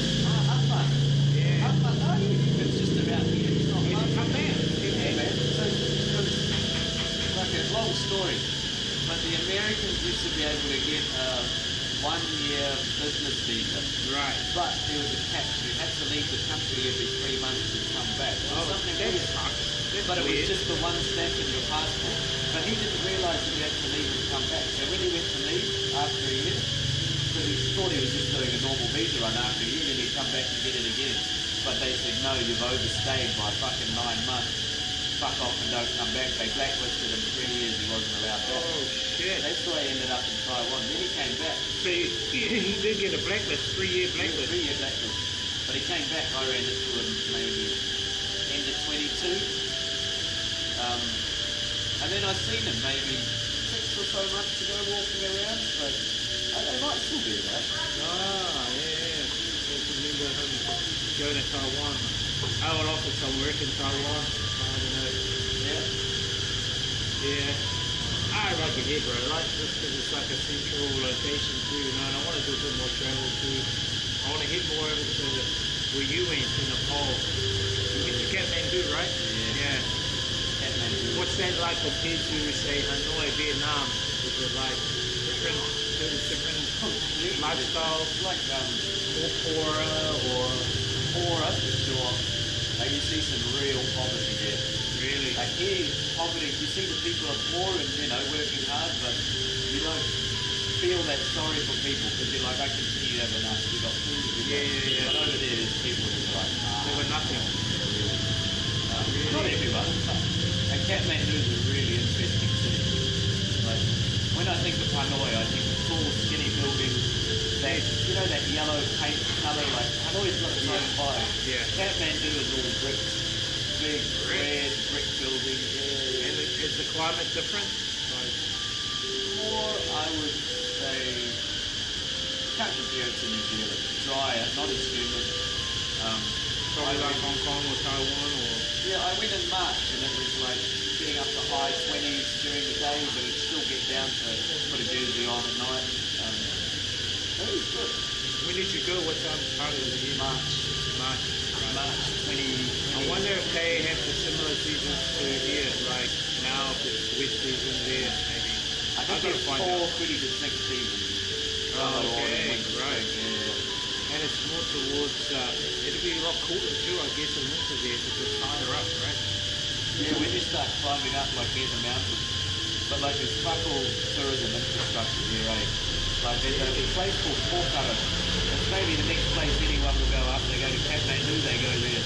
You can take like a 50-minute flight, or it's a fucking 9-hour bus ride. What? Like, ridiculous long bus ride. It's only maybe 200 and something kilometres. I could be wrong. But it seems quite short, but because the roads are that fucked. And I've never been on a bus like it before where you're just constantly going fucking down and up and like getting smashed on the road. We're looking over the edge like, as this driver... So you went on the bus? Yeah, fuck yeah. Holy fuck, that would have been an experience, bro. Yeah, but I got I've down seen to some that. of those videos. And wow, the videos do them no fucking justice, man. Like fucking, you're looking over the edge like, if this guy... Were you shitting yourself with it? The guy next to me was Australian and he just had a bottle of whiskey and he was like, this is how I'm getting through. I He was was like, getting high on it. I would have been pissing my pants the whole way if I Holy drank booze. shit. So. That would be cool to go and experience, I guess. And what, you came back on the plane instead, or? No, I took the bus back. Again, holy shit. I bet it would have been the inner side, right? Not the good side. Oh, fuck. It's like, yeah, drive whatever side of the road you want. Some right. parts are narrow, some parts are washed out. Like, The worst bus I've ever been on in Asia is kind of the Lao one. I went from, fuck, where did I go from? I went from, I think, Luang Prabang down to, Pont Sabon. And that was like a fucking 17, 18-hour bus ride. Oh, Yeah, and that was fucking out of because you went in mountains and it was raining, and the bus got stuck in mud. So there was a digger nearby, so the digger pushed the bus through all this fucking mud and sludge. And then we got to, it was going good, and at one stage it putted out. And then the driver asked everyone to push the bus to kickstart it, so we all had to push the bus to kickstart it. Holy fuck.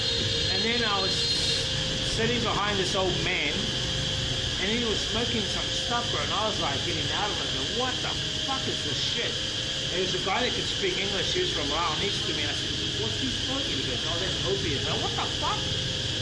Yeah, so the old man was smoking opium on the bus. I don't know whether it was legal there or not, but I was getting smashed, bro. Like, oh, what? can't even make that shit up. and then we stopped and we converted onto a bigger bus. And you know how like here in Vietnam, you know, people come on with chickens and shit, bro. It's like 10 times more. Yeah. More chickens, goats came on. It's like, what the fuck? People were lying in the middle of the aisle. And then I had a spare seat next to me, and this drunk guy gets and sits next to me. I'm like, oh, here we go, for fuck's sake. And he starts singing and everything, and then he starts like hugging me. I go, bro, what the hell? You know, but I was trying to be nice to him. And then like 5 minutes later, I look, and I said, oh, where is he? I look down, he's under the seats lying there sleeping. I'm like, holy shit, this guy's fucked. Bro, that is one of the most out-of-it experiences on the bus, okay? You don't get that shit living in New Zealand. No, you don't get that. It's so cool though. It's like, fuck, if I was live streaming that shit, dudes would be like, what the fuck?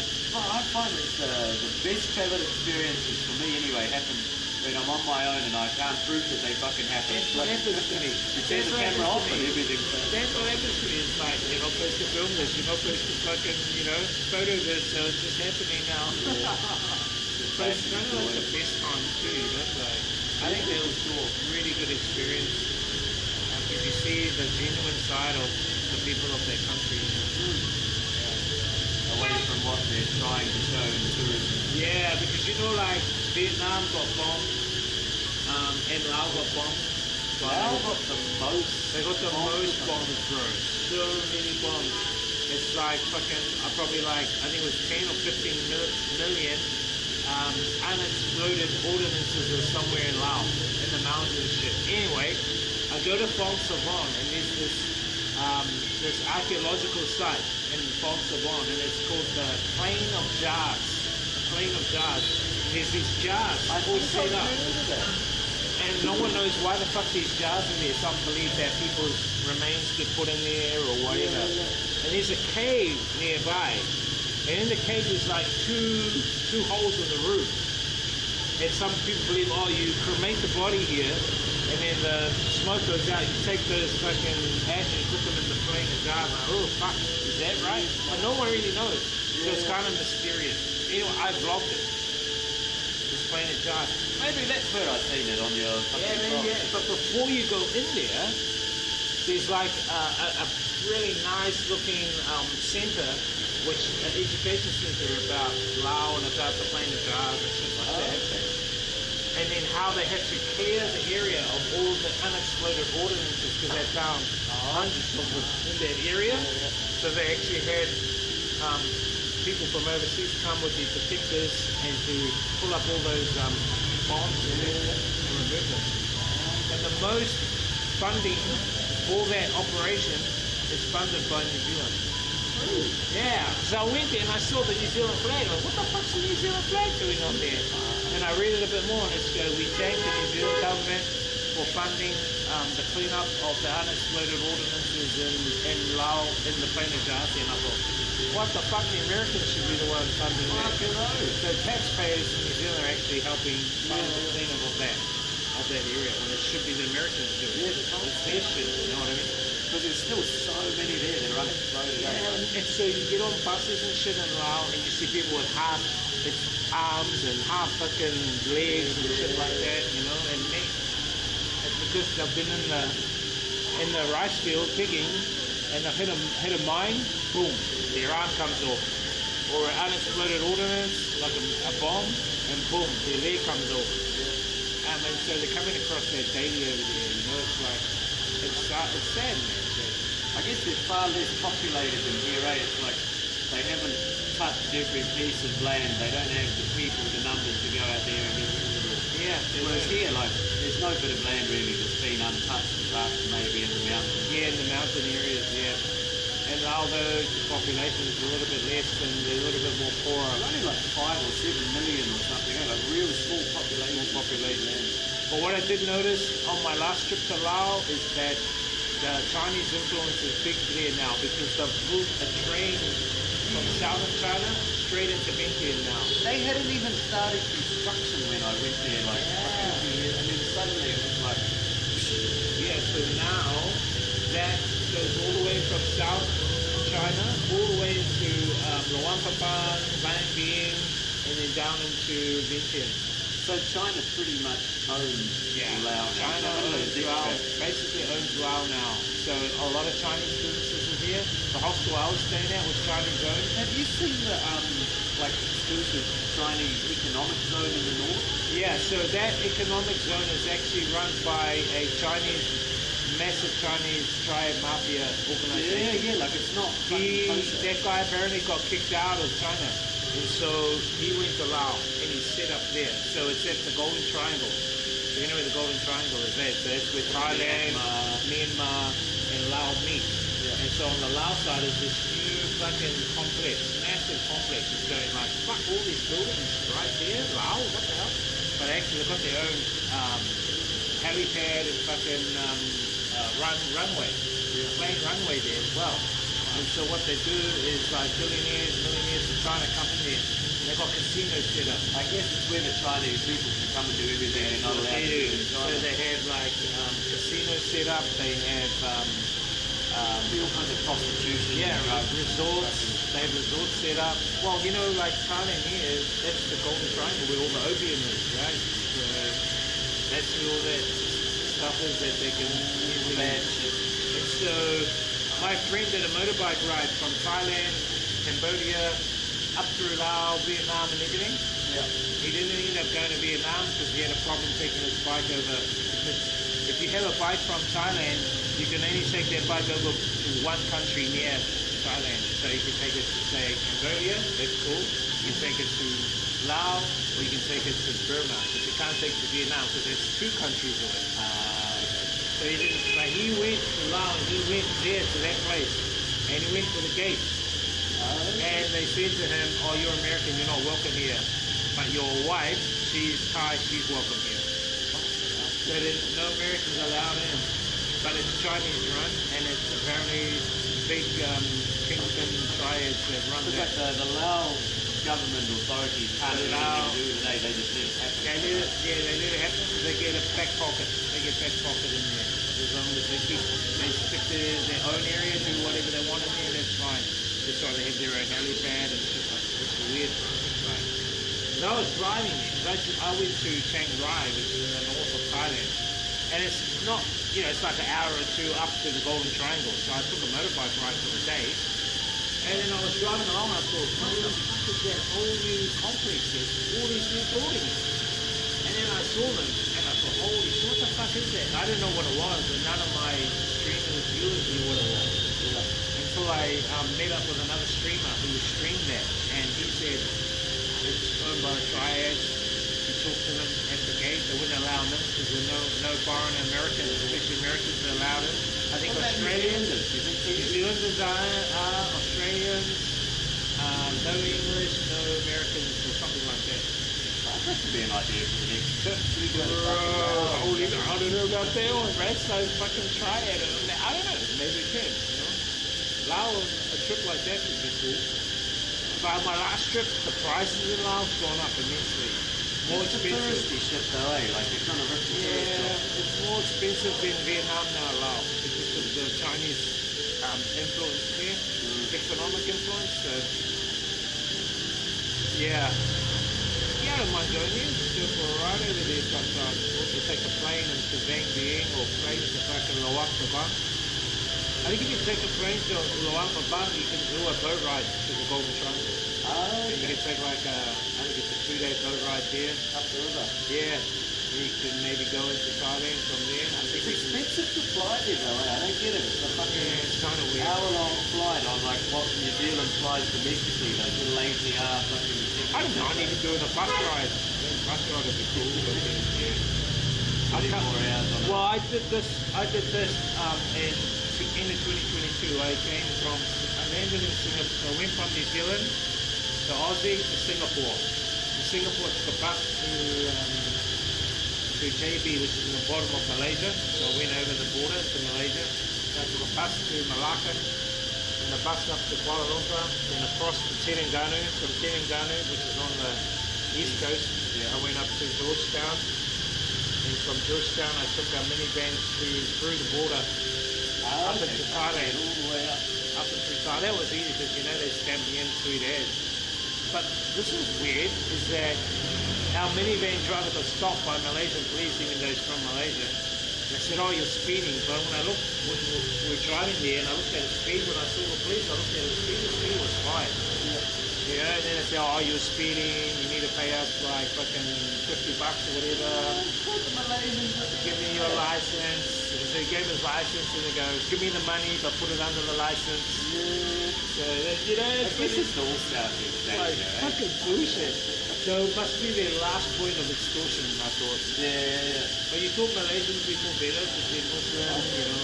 Yeah, and they just like seem to have their shit together a little bit more than the rest of Southeast Asia. Just like everyone else. I guess they was going to survive.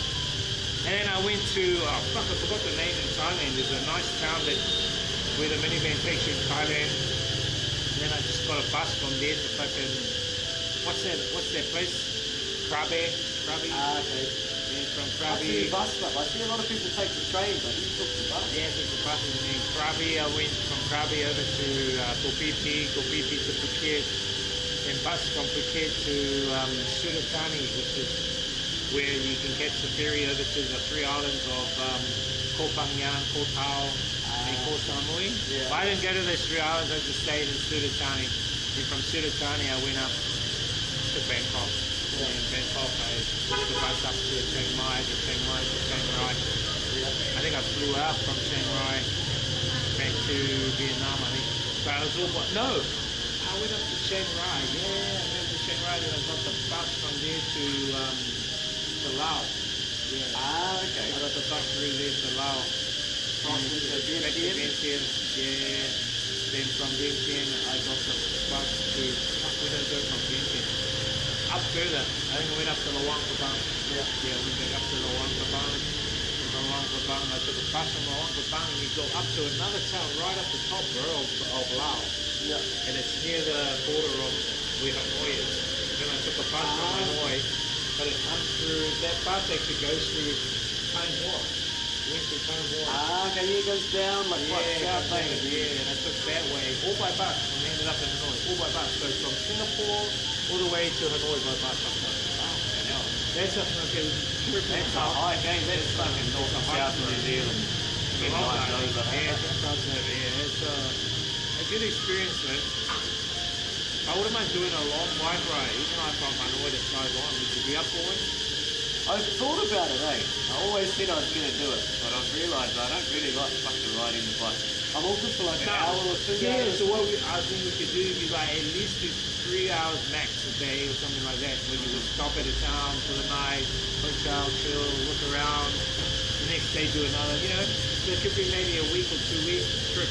Yeah, And apparently people just put their motorbike on the train and come back to Hanoi on the train. it's not even that expensive. Fucking, I did it to a big. I haven't been down. Probably be I like went out what, to million or something. I went out to Hai Phong and I put it on my bike on the train to Hai Phong. I was thinking, Cost maybe I can't remember 150k or something. Nothing. wow, no way. And I was like, geez, that's the cost of renting it, and I was there for fucking 3 or 4 days, so it paid off. Shit, So I took the train out to here, Hai Phong. So funny, eh? You get there, he wheels your fucking bike off the train, you show him your ticket, and then you're driving it down the platform. No health and safety, no special. Watch out, lady, watch out, kids. Sorry, and then you drive straight through the fucking train station, like is everyone sitting there waiting. really? For the train, you're like, hey, let me go. And then I hung around there for a day and went out, took it on the ferry to Cat Bar Island. Oh shit! So you took your bike on the ferry? Yeah. There's a little ferry that goes across there. A bit of a miscommunication with the Google Maps, sent me to the wrong place. The old ferry terminal, the new one wasn't on the map yet, so I figured it all out. Fucking, so if you want to go out to like Cat Bar, that's the way to do it, I reckon. It's gonna be a good thing to do. So you go not to Hanoi, but go not even Long Bien, cross the Long Bien Bridge and the next train station along. It's not that far into Long Bien. How did you find out all about that? I can't remember. Maybe I googled it. So from Hai Phong, you bike to Cat Bar Halong Bay from Hai Phong? Yeah. Probably be easier doing that, eh? Fuck yes. Then went and parked up in a nice resort for a couple of days. It was the beginning of March, so it was cheap as fuck. I think I paid $1 million and a bit for a night. It might be something like that. I was thinking of doing a bike ride down to Pink City because I got my old students are down there and my old teachers that I used to work for down there. Yeah. I want to go hang out down there with them, but then I was thinking of going up. I want to go to Halong, but I want to go. There's another city up on the Chinese border, a bit further on that coast.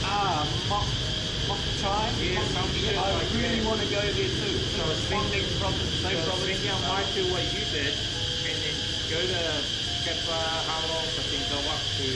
It's a really fascinating city. I've watched some YouTube videos on it, eh? There's lots of like Chinese and Vietnamese commerce. And I want to try the food, the Chinese and Vietnamese. I'm sure there'll be Chinese, Vietnamese mixed food. Yeah. A lot of them speak. There's Chinese people that live on this side of the border. They got like trapped in the border disputes years ago. There's Vietnamese people. So I was looking it up. There's something like 30,000 Vietnamese people on the other side of the border. And there's an area there where people speak Vietnamese, but they still use the traditional Vietnamese characters. Because that's how long ago the border was set and they were stuck over there. Weird. So they still write with the old, Chinese-looking characters. They obviously all speak Chinese natively now, but they've maintained the language. That's weird. I want to try that. Yeah. Because if you go west of there, you'll hit Khao Bang or Bang Zok waterfall. It's going up along that coast up there. But that area I saw on the map, I've never been there, but I've seen videos of people there that have been there. Yeah. Some of the most interesting places are the border areas because it's not fully one place and not fully the other. It's a weird thing. It is, man. It really is like, what's the other one? Lao-Kai. Yeah. And you can see all the Chinese people on the other side. You know?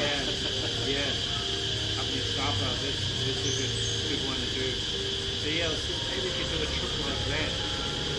But it's just got to organise ACOM and shit. And I don't know, taking the bike would be good. I think it's quite a long way. But the buses, they leave at really shitty times. Because I can only really do shit like that on the weekend. And I'd love to leave at 10 o'clock at night and arrive early in the morning, the night bus. Yeah. But you can only get like stupid minivans that leave in the fucking middle of the day. Take a whole day to get there and a whole day to get back. And see, I don't mind doing 2 or 3 hours during the day, and then just staying somewhere in a town or village or whatever, and then just checking out that area for a day and then carry on and just, Well, I think I've got 3 weeks at the end of July before I leave. So I might fucking... Where are you leaving? Well, I told you I'm leaving. I'm leaving Hanoi. Moving to Shanghai. What the fuck? You never told me that. Oh, Jesus. shit. Yeah, man. Fucking landed a good high-paying job in Shanghai teaching. So I thought, holy fucking shit. Why not? Why not? Yeah, So- do it where you think you know. So I've got to go back to New Zealand on Friday. My visa runs out here on the 31st. And I've got to go back July. and fucking the 31st of this month. I've got to go back and get To all New my Zealand? yeah. I've got to get all my degrees and shit stamped Fuck, again. that's in a couple of days' time. Yeah, I know. I'll be leaving now, but I've got a friend's fucking wedding on Thursday. And then you're going to come back to Vietnam? And then once I've got the documents sorted, I'll come back on the TV. Oh, so you're going to get more of your Some- documents stamped and shit. Because here they need authentication, which is a stamp and a signature. But China needs an apostille, which is a fucking seal and a ribbon. I don't know, fucking cunts. What was it like getting your degree in that stamped and done here? Was it alright? How did that process It's easy. work? I just showed up. And do they do it at the embassy? The embassy. Do they do Police it on check the day? me. I think I came back. So the next they day would, or something. what, do they call your like university to verify that you studied here or? No, they just look at the thing and like, so what they do is make a copy of it and say that this is a true and verified copy of the original. But it says on the thing, we can't verify that the original is what it pertains to be. Yeah. They can just say that this is a certified copy of the original and we saw the original. And so then with the police letter, because you get the letter of no criminal history, but in order for them to do that, they have to see the original email from NZ Police. So Yeah, well, that's easy to do. You can do that online. You can do it online. Yeah, I done mine online before I came, and they just send you it saying you have no criminal history or whatever. And that's enough. You know, I just print it out. But you've got to get it stamped. If you get it stamped, you have to show them the at the embassy if you want to use it for anything. So you have to show them the actual email and prove that it came from this email address, so that you didn't just make up the fucking email. I see. Stamp cost a bit of money, maybe $1.5 million for all my documents, but I asked them if they will do it from China, and they said no, they can't do the apostille. It has to be done in New Zealand. And I couldn't post my documents in New Zealand. Because you got your certificates in New Zealand. See, I did my TEFL online for a company in London, so I got them apostled in London, and they did it all for me, but it cost me fucking arm and a leg. I think it cost me like $300 or $400 New Zealand dollars. But it's done. The TFL is done. So that's been apostoled and fucking, what did you say the other word is that they do here with make it genuine or authenticated? Yeah, so that's the authentication and all that kind of stuff. Pisses me off that everyone wants all these different fucking things. I actually think, to be honest, and I'm not saying I'm dogging, the dead DODT, but I'm thinking that what they should do is do away with the bachelors and actually get verifiable references from people that have had the experience. I think the experience is more better than a fucking degree, If I've volunteered and done voluntary teaching for a 2-3 year period, that's more than, say, someone who's a young kid that comes from, say, France, and he's got a degree in French and wants to teach English here, and he can get a job. Yeah, I can't because I've only got experience, but I don't have a degree. I think the degree is a block, and I know a lot of Korean companies are also saying the same, that there's a lot of good workers that want to work here in, from the foreigners or whatever, they want to work here. But if they don't have the degree, they can't. And they've got the experience. That's what the company wants, is experience for you. They give a fuck about the degree, but yet they can't get the work permit. The work visa needs a bachelor. Yeah, it needs that degree. So I think they should have an option. If not a degree, they have an option of experience, and getting verifiable experience. But it has to be out of Vietnam, right? You have to get 3 years of verified, out of experience Vietnam. out of Vietnam. Which is hard. Like, I was worried that I was going to have to get my degree and 3 years of experience out of Vietnam, when clearly all my experience is in fucking Vietnam. So you'd be getting more than what you're getting here? Oh, much more. Much Holy more. shit. That's more than 5,000 US. Holy fuck, a month. And your ACOM now, you just do your ACOM paid. No way! What the It's fuck? all on campus, but they say if you don't want to live on campus, that's fine. You can go and find your own place. Why not? They Fuck pay you your enough. campus, man. But yeah, free ACOM. They feed you twice a day, 8 to 4 every day. Fuck, do they supply the chick for you as well? Holy shit! Yeah, a good pay accommodation and a wife. That's what you want, trust your wife. So you learn a bit of Vietnamese now, you're going to have to start learning a bit of Chinese. Yeah, I'm on the Duolingo every morning. Fucking get off the bicycle at fucking 5:30 and start on the little app. So is there a premium for the Duolingo so you can get the full version of it? And then you can I pay for it. Yeah, I how much think is it's it? like 500k for the full year or something. But It's quite good to learn. yeah, you can get it for free. You just get ads. I'm a shit cunt. I'll fucking pay money to get rid of the ads. Yeah, that's what I want to do. I watched the TED Talk with the founder of it. I had no idea it was anything about it. I used to detest Duolingo. I think stupid bloody app probably doesn't teach you anything. But the guy shared his philosophy that he came from like an immigrant family, and he was like, the one thing that would have made the biggest difference to people in his community is would have been education. And the best kind of education they could have had was English language because it would have opened up opportunities. Yeah, and that's what the Vietnamese here want. They want English language because it can open opportunities not only in Vietnam but in the world. Because, you know, English is a universal language. And so that's why a lot of the foreigners here, a lot of the locals here are really pushing their kids to learn English. You know, they know that English can be very... It's not just about conforming to the West or English-speaking countries. It's a global language. Yeah, it's a global language. Yeah. If you want to do business in Thailand as a Vietnamese person, you've got to know fucking English. Fucking good on you, cuz, man. Now I can come up to Shanghai and fucking come and see you. I've been to China, but I've only been to Shenzhen. Yeah. So I went from Hong Kong, and you take the train out through the outer territories, and it goes into... Fucking do that anymore. I've been wanting to do it ever since I came back. Really? And then they gave me a 5-day, I think it was 5-day visa. 5-day visa. And then I thought, oh fuck, that's cool. And you go into Shenzhen, and it's like it's a tiny city, you know, but the food is awesome. And I stayed with some couch surfing hosts. So I used, because when I was staying in Auckland, New Zealand, out on the farm, we had like a spare massive lounge area that I made into a bedding area and an area for people to come and stay from couch surfing. So you didn't have to pay to come and stay on the farm. Then I'll show you around the farm, have some food, drink water. If you want me to take you to town, I'll take you to town. The whole idea was to build it up so that when I go traveling, I'll have, you know, my profile will be, I used to be a host. People will fucking... And so when I go to places that are fucking really expensive, you know, this is when I was poor, I would stay in couch. And so I stayed in China with these hosts, but it was a genuine experience. They cook, you know, and I'll help chip in to buy the food, but they'll cook Chinese food and whatever. That's cool, man. I'll sleep on the couch and, you know, whatever. Shenzhen, because that was like a fishing village 40 years ago. Yeah, now it's the technological capital of the world. So they've got this fucking street. It's about the size of Queen Street. Yeah. And on either side of the street is a building. And a building is probably that tall, like fucking 10, 20 stories high. Yeah. And each building, no word of a lie, each building has a floor level that's as big as a giant warehouse. And it's all tech. Each fucking floor. Each building is probably like 100 buildings along the street. Yeah.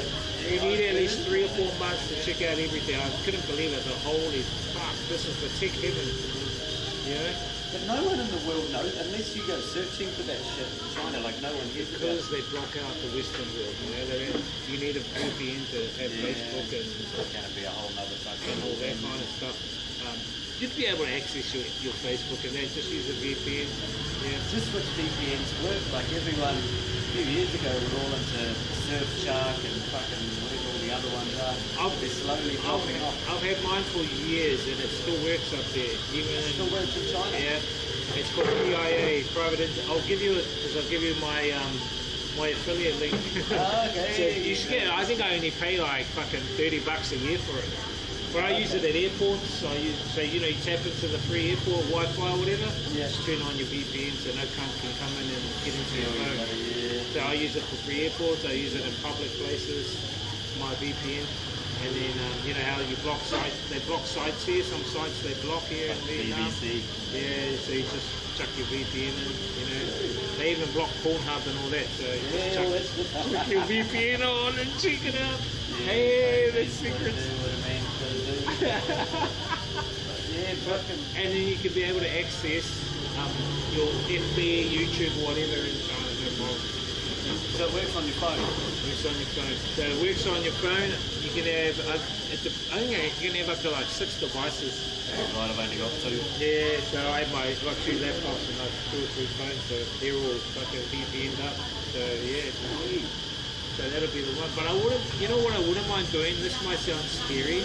I wouldn't mind coming up to China and then going to Beijing. In Beijing, go check out the Great Wall and all that, but then take a flight to North Korea. Yeah, fuck yeah. I want to do a fucking trip to North Korea, but you can't take fucking your laptops, computers. I don't think you'll be able to stream. Probably you can vlog, but you gotta apparently if you take a photo of what's his name, Kim Jong, whatever his name is. You can't just take a photo of his face. You gotta take the full body.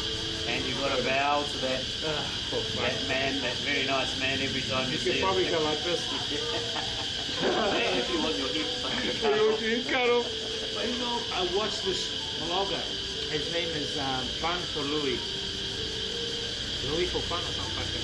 Anyway, he went there on behalf of a surfing training. He was teaching the North Koreans how to surf. Oh, okay. So there was a group of them that went over to teach the North Koreans how to surf. So he went there and he was vlogging the area. And the people are lovely there. People are really like locals here. So it's not actually the people that are big, well, majority of them. I think it's just, you know, the higher up The government, yeah. fucking putting pressure on the locals and shit like that. But it seems like just a normal country. Yeah, and they were in the public area, like they went to a park, and fucking weed is growing everywhere. So you're allowed to like smoke weed there. And they bloody hell, it's fucking weed, bro. It's weird. What the fuck? Because all I see is that you have to be followed around by a bloody tour guide. You can't leave the hotel unless you've got a guide with you. You've got to go to all this different places. Yeah, you do, but the guides are really down to earth. Like they speak English, and then usually women. They're women, so they come with you. And they're all jokey. Yeah, they're all jokey and friendly. As long as you don't do anything too over the top, like don't piss on the fucking poster of them or whatever, because your balls will be cut off, you know. Don't do any of that stupid shit. There'll be some. Oh, well, I'm happy for you there. Imagine the phone call with your parents the day you're like, hey, I'm going off the radar for a couple of weeks, I'm off to North Korea. They'll be going, what the? Yeah. But you know, it's an experience. I wouldn't mind doing that, but I probably wouldn't take. I might have to take my laptop and clear every fucking thing on it. Yeah. Take one of the phones and just fucking clear all that photos and shit. Yeah. I wouldn't mind doing that. Would you do that? Fuck it. Yeah. I'm down, man. At least you can say, fuck, I've been to North Korea. Imagine that at a small town pub in New Zealand. Someone's like, I went to Thai Happy last year, and you're like, yeah, I went to fucking North Korea last year. Yeah, I took a photo with Kim, you know. Oh yeah, right. Yeah, look Kim, what the fuck? Bro, Kim. I think it's the opposite. Western government block us from what's the real China is like. Oh, maybe. That could be it. I don't know, maybe. Well, I went there to Shenzhen, bro, and the people are lovely, bro. In the mornings I would get up because I stayed in they call them prefecture. It's like, you know how they have like eco park, like a park with all the apartment buildings and shit? Just like that. Yeah. And underneath they have their supermarkets and shops and shit. Just like how Vietnam had those. Yeah. And there I stayed in a prefecture and you go down, you know, you get breakfast or whatever, and you go for a walk around, and people are friendly. They just say, hello, how are you?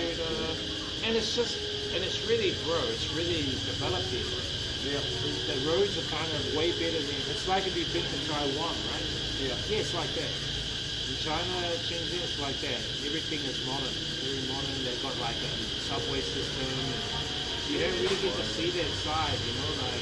I think neither the West nor China wants their people to know about the other. Yeah. You know, or they both say horrible bad things about each other. Yeah. It's normally somewhere. And it's not in the middle. until you see it for your own eyes do you actually say, fuck, it's not what the media says, it's not what mainstream says, it's way different. I loved it there, it was really good.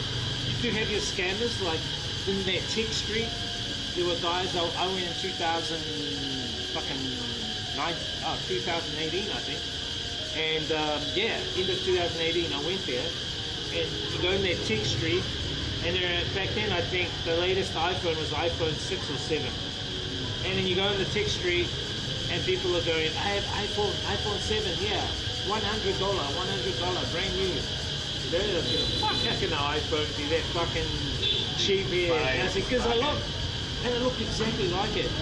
You know, even like when you open up the fucking features and that's an iPhone. And then how you know is you go to the camera. The camera's shit. The camera's like a fucking, what the fuck, you can't even make out a picture. I said, fuck off, I know that's fake. I don't know, I think after living in Vietnam, we're all pretty clued up to scams. We're prepared. Scammers, We're prepared, I think, for all the worst, I guess. I think it's like in New Zealand, you know, if someone approaches you in the street for whatever reason, you're probably a nice person. Yeah. But here, if someone approaches you, rather than you approaching them, they want something from you. Yeah, that's what, yeah. That's why it's really hard to make genuine connections connections with connection people out with there. I people find. because you think that they want something. Yeah, And I feel bad because fuck, man, I'm pretty rude to some people just because I think that they're going to be trying to rip me off, and maybe they're not, and I'm just being a cunt. But I think there are ways to get the real answer out, you know, asking questions, I think. I've got to work on that too myself to determine their intentions, you know. Fucking, I had a mate from home here a couple of weeks ago, probably a month ago now. Anyway, I'm at work and he's sending me messages like, yeah, just picked up a Tinderbird, gone out for lunch. And I was like, oh yeah, on a dinner. Did she suggest a restaurant? He was like, yeah, it's pretty nice. And I was like, it's a scam, bro. Yeah. Run. Where's that? In China? No, here, it's in the old quarter. Oh. You know the ones on Tinder, they all look the same. They're 20, 21 years old, Young they got ones. a picture like this. They suggest the bar or the place for dinner. As soon as you meet them, they block you on Tinder, and then as soon as they sit down, have dinner, feed you a bunch of really shit food, and then make you pay ridiculous prices. And I was telling him, bro, it's a scam, fucking get out, send me a screenshot. So what do they really want out of you? Money. They bring it to a restaurant that they're affiliated with. Right. And then make you pay the bill, and the bill's some stupid inflated price because tourists don't understand And the then money. they get a cut from it. Yeah, fuck yeah. Everywhere, man. Fucking everywhere. I got one fucking... Fuck. I was chatting to one the other day. I've been trying to fucking... On Tinder, you've been having a bit of a play around on there. I was just fucking trying to find these bloody scammers after he said. One of my American friends said, why would you want to go to Vietnam? It's a communist country. It's just a concentrated camp. See what I mean? It's not. That's the perception. It's not. It's not. Yeah. I mean, look at us. We're living Look at out- us. We're living. That's fucking normal for us and open. See, it's not until you actually go here do you know. Don't listen to mainstream. Don't listen to what others say. Come yourself. The only difference is here is you can't criticise the government whatsoever. Yeah. Which, you know, we can say we're born and bred to think democracy is the best thing in the world.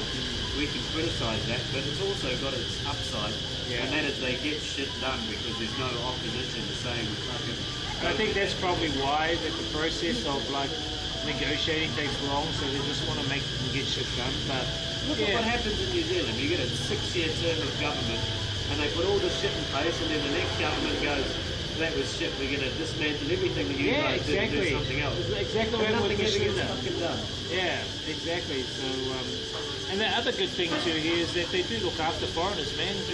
When I was here with COVID, man, they had the actual police officers come around with care packages, with food, fucking drink, everything, bro. And even money. They gave us like $1 million fucking Vietnam dong each to all the foreigners in the house. Say, hey, look, this is from the Vietnam government to look after you. They were really good, man, you know? They really looked after us. So, but then, you know, I gave some of that food to the locals and whatever, because I thought, I've got what I need, but there are some that might need it. So, It's like every country. Yeah, no country's good, no country's bad. All got their ups and downs. but I think the mainstream creates this perspective of Vietnam, which isn't true. And people believe it, like what he said, that his American friend said, why would you want to go there? It's a communist. Well, not really communist. It's more socialist than communist. Even though they do have communist flag, I think it's more Just socialist. think about the information you receive as a citizen of one of our countries. You never see anything about Vietnam in the news. Yeah. The only thing they ever saw was shit about the war back in the war, and then the odd things about the odd memorial every now and then. So Yeah. all anyone thinks of when they think of Vietnam is communism and war. That's the only thing they know about the country. That's what I think. And I also think because Vietnam is a republic, it's independent. I mean, they kicked out the French, and you know they're pretty much their own independent place. And I don't think Western oligarchs, Western cabalists or capitalists they don't like that. You know, they want some kind of finger in. You know what I mean? Yeah. A grip. They need to have a grip, but in Vietnam, I don't think they have a grip. And what I was saying in my chat earlier is that I think that in the near future, I can see Vietnam really becoming a big player in the in the market, because a lot of companies that what we're going manufacturing, we're going to China now, coming to Vietnam now. Now they've got like Foxconn coming here, you know, which make iPhones and shit like that. Samsung all coming here, and it's not only creating jobs, but it's picking up the economy here for the locals too, you know. So Happening fast. and it's happening fast, yeah, on a really fast level. And if they get that metro infrastructure up within 10, 15 years, that's going to be a game changer too. Yet You won't again, even recognise this place in 10, 15 years, I reckon. it'll probably be something like Taiwan in that time, probably another 10, 20 years, you know. Because Taiwan is quite developed. I think it might be more developed than New Zealand in a way, because New Zealand's got a shit fucking train system. When I was back in New Zealand for that 3 months, because I used my dad's gold card. Yes. He's a pensioner, so we've got 2 of them. Well, So you he paint has your one. hair white and then jump on the train. And then, yeah, none of them don't care anyway, so I'll go on the trains, ferries, and buses, I'll just use the gold card. Yeah. But then, you know, trains that are fucking not operating, they don't tell you they're not operating. Or, Yeah. Imagine if you have It's to go terrible. to work and you show up at the train station and they're happened. like, oh, we're using a bus today and it's going to take 2 hours longer. It than happened. Like we got the train one morning because me and my mum and dad we went to Waiheke Island, so we get the bus from our place over to Onehunga, and then from there we get the train down to Britomart. So when we got to Onehunga, you got all the business people going to work, and then they get told on the mic, oh, the train's not operating to Britomart now. We're going to have to all jump on a bus. And so one bus comes, but not everyone can fit on, so they need like 3 or 4. And people are delayed by like half an hour. You know, it's really, It's atrocious, man. it's atrocious system, and yet they call New Zealand a first world country. But you got You to go to some of these Asian well, you know, cities, like Bangkok. Fuck, their BTS system. it comes is every bloody 7 minutes very, or something. and it's fucking flawless. You know what I mean? It's When that sign flawless. says arrives in 2 minutes, it fucking It arrives. It does, man. And I'm like, fucking this. They call this a third world country. This is bullshit. It's not. It's not what people think, man. You got to really get out there and see for yourselves, guys. Exactly. Why would we come here? You know, Shanghai will be really developed. It is really developed. You've been there before, Never been to the mainland. So, I don't know. and it's quite nice there, bro. I've seen good pictures of Shanghai. It's got nice buildings. It looks super modern, like Very you know, modern. it's more advanced than a lot And of. but what I like about it too, it retains its cultural, traditional aspects of it too. So it's still got like all the different, what do they call them? Concessions, Yeah, in areas where you know they used to have like their friends to the Americans. their dojos and all that. They have those all still their temples and shit. Yeah, true. It's still embedded into the modern world, which is really cool to see. You know. It's Yeah, really it's cool. interesting living in Asia where we're What's up, living in Henry? societies that have been around for literally thousands of years, but we come from Western society, which is like Newly formed, really. Yeah, really. It's really newly Like, I formed. mean, We've got the Māori, but the Māori only been really in New Zealand 2,000-3,000 years, maybe even less than that. But I did see the stats the other day that Māori are now moving towards 1 million population, so they're getting up there now. Yeah. Used to be, I think, 500,000 to 600,000 a couple, like 2-3 years ago. Yeah. So there's now more. that's probably because Pākehā like me tick the box on the bloody thing. I thought so Because too. I've got to get the Yeah. Ngāti Apa affiliation. Yes, yeah. You're on the beneficiary list here too, eh, right? So yeah, that's good because I carry my Nazi. Oh fuck! I just back home. I have a Nazi upper, my Nazi upper flask I carry around when I travel. I've got that, and I carry around, and I have a book like a diary, Nazi upper diary, because my parents went to one of their buoys and they met your family and they're down there. And that's why I really wanted them to go back and move down there. So they're going to look at moving down there probably when I go back. So I need to help them move in their time, 2-month period. Yeah. Trying to set up my own little posse there so I can come back. Yeah, When I go back, I can little stay slice there. of paradise. Yeah. My little slice of paradise. But they want to get somewhere around Headlock. You know where Headlock is? Near Nelson there. Yeah, near Nelson area. So they want somewhere a little bit out in the walks a bit, but not too far from like the doctor or... That's a fucking nice place down there, eh? Top of the south, but all of the south. Beautiful. I just fear the cold for them because they're getting old. So it's going to get really... Yeah, they've been living in Auckland their whole life. They've got They another live thing in coming Auckland, down but they here. don't like the city anymore, and they just want to, the last part of their lives, they just want to chill out in the area with some chickens and maybe a couple of goats and sheep and a cow or whatever. Bit of nature. Yeah, a bit of nature, you know, so I was thinking, well, I'll help them look at buying something that's like got a fucking little river near it or lake or something, and A little bit of land. you know, and you can put some fruit trees on there for them, because I used to do permaculture on the farm when I was staying in Pocono. Yeah. You know, get some chickens from the farm. The farm I was staying at's got like over 100 chickens, so I've probably get 4 or 5 of them. Their own chickens and coop them up, and then they'll be fucking sweet as. Get them some cuttings for fruit, all the fruit trees, and I think that's everyone's dream, eh? Come retirement, fucking escape the rat race and live off the land. well, I wouldn't mind they do get that, just keep that sweet. I won't sell that then if they do it, because I'll be inheriting all that, you know. I'll just leave it there and then just be somewhere to go back to get away from the rat race, or the fucking apocalypse happens, I can go back off the grid there. Then you can drive down and join Bill Gates in his bunker. Well, he's going to be in Queenstown, I think, so Is he? I'll go and pay him a visit and say, what the fuck are you up to, you know? This is fucking mouldy land, motherfucker. What are you doing down here? It'll be kind of like that, have you seen that Fallout series? No, I don't really watch it. I saw it when I was back in New Zealand. It's like a series on Netflix, and it's about bunkers and how the bunkers are all connected, and how after the nuclear war, World War III, everyone went down in these bunkers, and then families would like go in and like they would produce kids and stuff that they'll create their own communities, and then another bunker would be another community, another. All the bunkers are kind of lit but closed off. Yeah, and, unless there's an emergency, then you can open up the big doors and go in and get help and shit. Yeah. The whole gist of it was that there were people up on the up above on the land, and then they got access into the bunkers and took over some of the bunkers. Yeah. Is it on Netflix? Yeah, it's called Fallout. I might have to go watch it. It's kind of like very fucking. I liked it because it had a bit of wackiness to it. You'd see it. It was kind of weird. And the chick who's English, she played her character really well. Yeah. It's based off a game called Fallout. Have you ever played Fallout game? No, fuck this game either, God. It's you're this guy and you've got a suit, and then you go around. You come out of the bunker, and you go around and you collect parts. And the whole mission is to find out like, you know, the fucking nuclear war and all that kind of thing. It's kind of based off that game.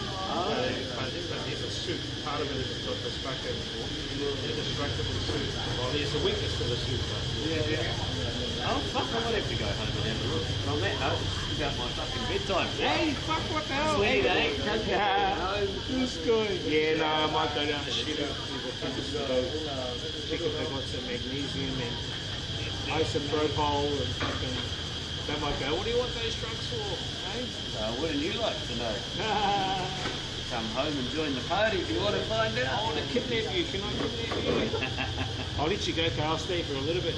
Here to hang out. Thank Fucking you, good to Carl. see you, Really Cuzzy. good to see you all. So you're going on a really first day. Fuck, when will you get back? Won't be more than a couple of weeks. Just got to wait till those documents are done. But I have to be back by the 24th. Might get you grab me a peanut slab or something. Yeah, I'm sure I can fit one of them in my suitcase. I bought some peanut butters from the warehouse back here and some fucking some New Zealand Manuka honey and shit. Master smuggler. Yeah, smuggle it all through. Alright, take care, cuz. Take care, Cuzzy. Good to see you. Bomb Costin, you live my gold, this guy. This guy is my gold. Do you know what the thing is to give gold, chat? How do I give gold?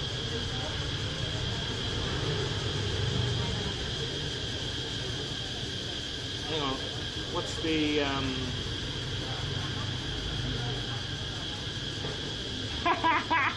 William, this guy. It's called the Great Reset. The Great Stream Reset, bro. Got all reset. Nah, it's on my other account.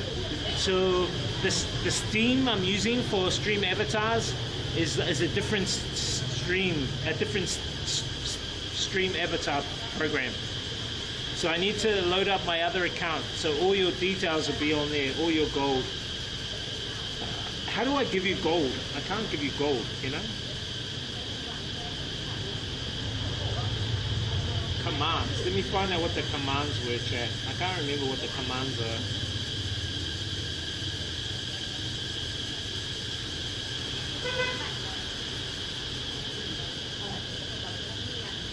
Here we go, stream avatars list.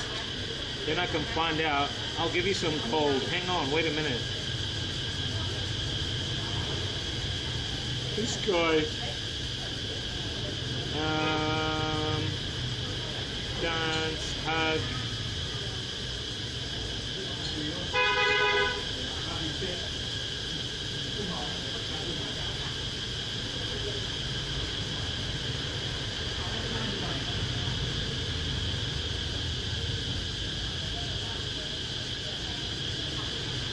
I think I need to give myself 2 million. Chat. I need to give myself 2 million. What did you think of my cousin, chat? What do you think of my cousin? Pretty cool, eh? He's a cool dude.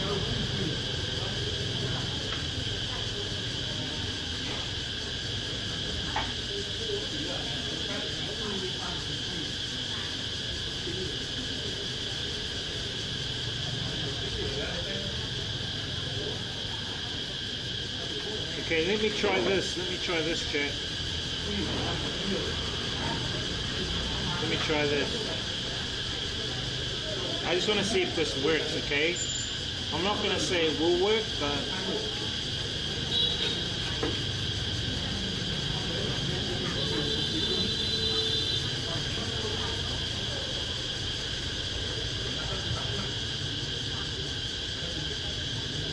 Oh, it worked. It worked. There you go. That's good to know.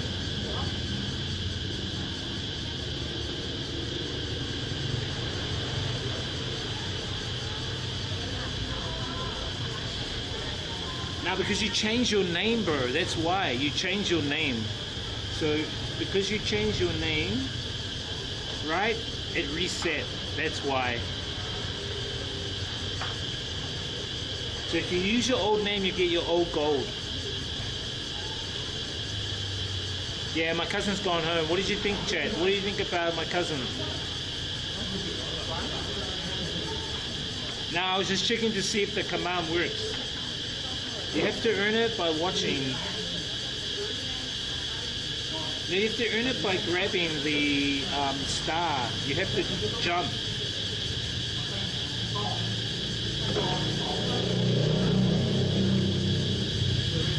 Why have I got that much gold? I want more.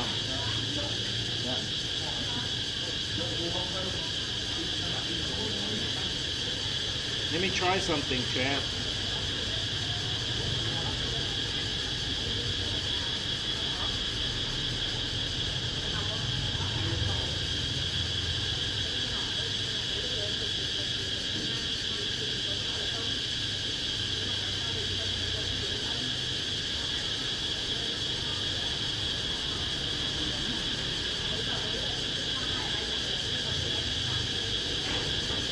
No, what happened?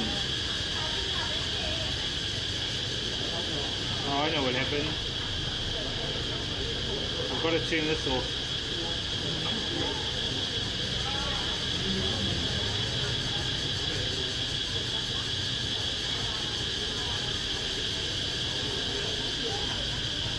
Nah, because I had a little bit of lunch and I'm full. I'm trying to cut down. I might go down and get some soup. I think I'll go and get some soup, okay? Hang on a second. Why didn't that give me any money? What the fuck?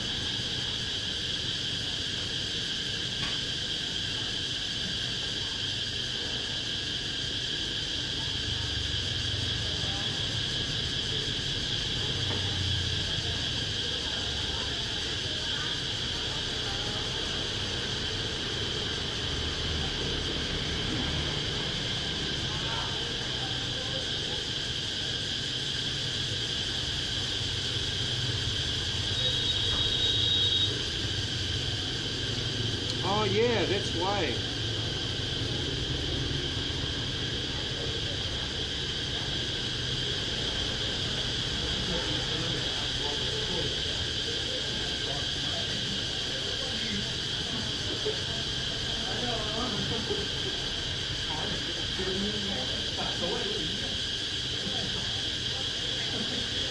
What? I'll rig it so I get 1 million gold tonight. Now what I have to do is I have to use the other Steam account to give back your guys' points, but I think Ray, I don't think you can, Ray, because your old name was associated to your coins, your gold. Your new name's not associated to it.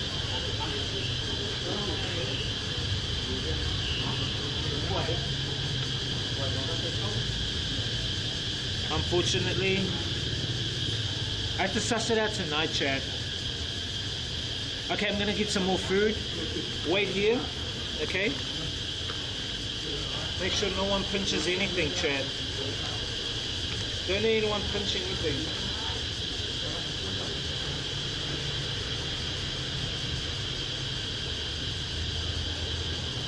What do you mean, oh well? Nah, what I'll do is I'll load up the old one. I think everyone had like high gold on there. Hopefully it's still there. I'm not sure. What did you guys think of my cousin, chat? What did you think of him? He's moving to fucking Shanghai. What the fuck? He only told me now. That's fine. I don't know. Maybe I can go to China. We'll go to China for a holiday, chat. We should go check out China, right?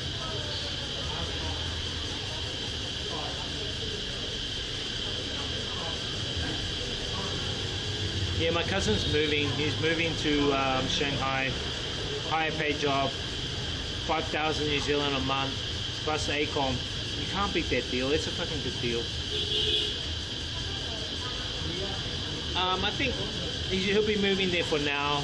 Nothing's certain for the future, so I don't know what else for the future what's going to happen with him, but for now he's just moving there. You know, so.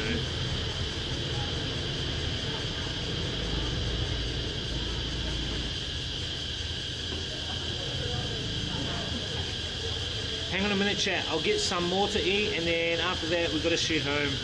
We've got to shoot home by about 8:30.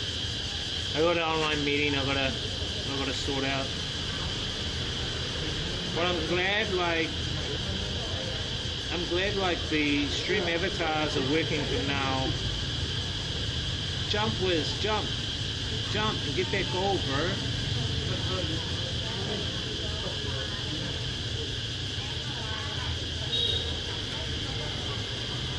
Wiz, you slow bugger, you didn't jump.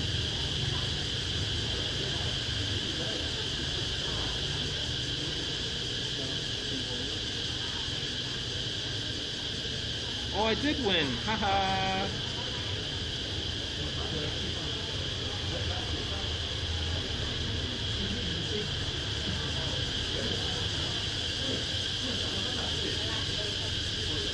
Good excuse for, yeah.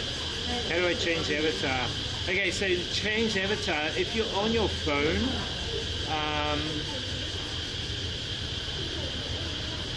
there should be the stream avatar icon on the stream, and you go to stream avatars. So I'll show you guys where. So over here, there's on the right. If you're on a phone, you just hit that, right? And then it'll bring up the quiz game, but we don't want to play the quiz game. Just hit stream avatars, and then wait for it to load up all the characters. Okay, so it's loading. Take like probably 10-20 seconds. Once it loads up, you can skim through all the characters that are displayed. So you've got like Cyclops, Spider-Man, whoever, and then you can just like scroll through and then change whatever one, Ryu or Chun-Li or whoever you want, and then that becomes your character. So you just skim through the characters that are here, and then you can choose which one you want to go. But yeah, that's how you do it.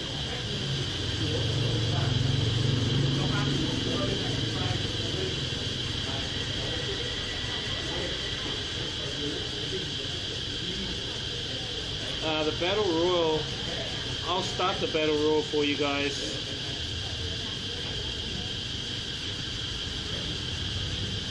The Battle Royal is just a random fight. It's a random fight based on RNG. RNG is random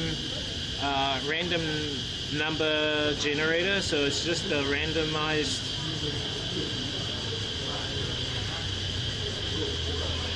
thing.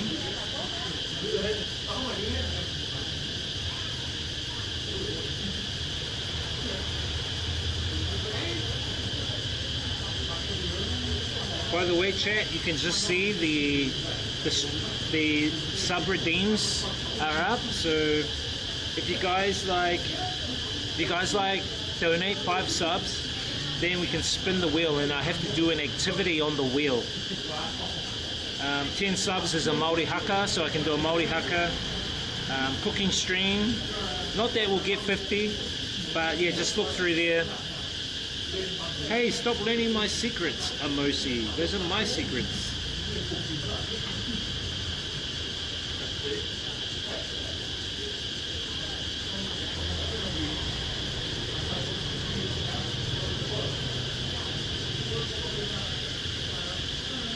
What happened to my character? Oh my god. The Hulk's gonna get beaten up. Hello. That was rigged. I think I might have to make the characters a bit bigger. What do you reckon, Chad? Should I make them bigger?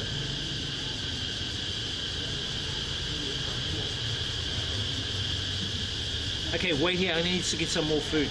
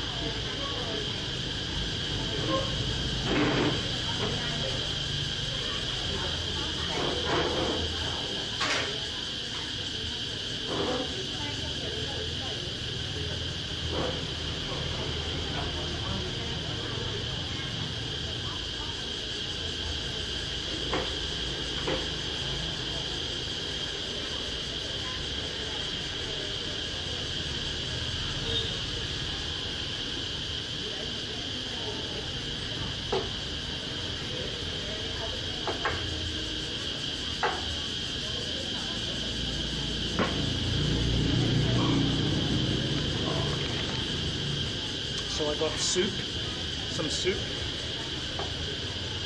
dessert, chair dessert, and peanuts, and a drink, free.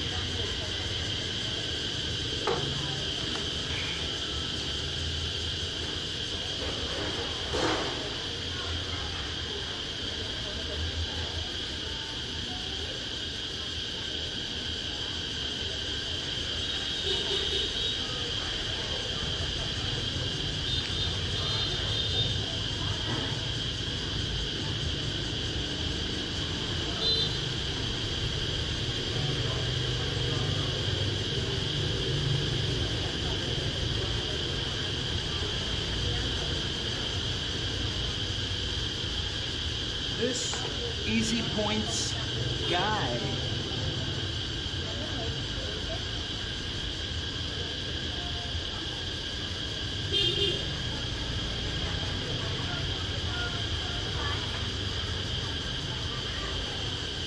Hang on, chat. I just need to check. Just need to check our bit rate. Welcome to the stream, guys. We're streaming on YouTube, Kick, Twitch. Welcome along, YouTubers. We're just in Hanoi. Police, I don't know what the police is saying.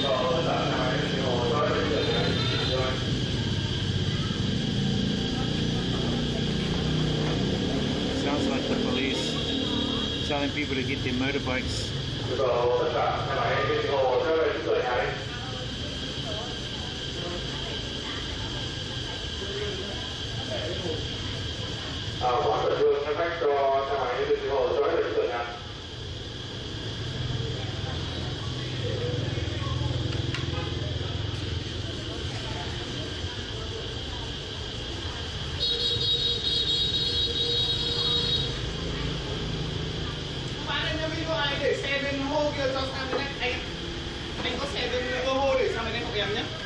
Motorbike?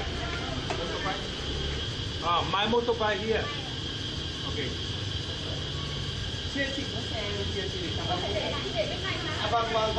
Police are telling them to move their motorbikes.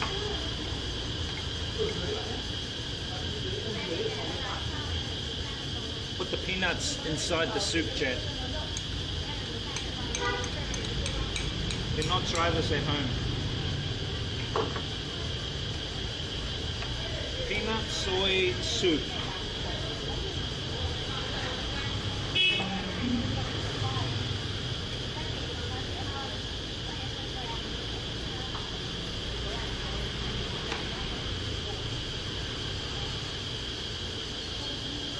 They're telling people to move their motorbikes because of the what the hell, IRL Ray? Why are you getting more? Not their fault. There's no parking. Hanoi City planning not the best. This Flying Kiwi commenting straight out of the boondocks. Yeah, bro. So across the road, people park across the road, chat, because on the path, just outside the shop, there's no room at all to park. Well, there is, but not enough. So the police are telling them to move their bikes from across and bring them on this. It's pathetic. Because they say, oh, people are using the footpath across. No, they're not. People aren't using it. It's weird.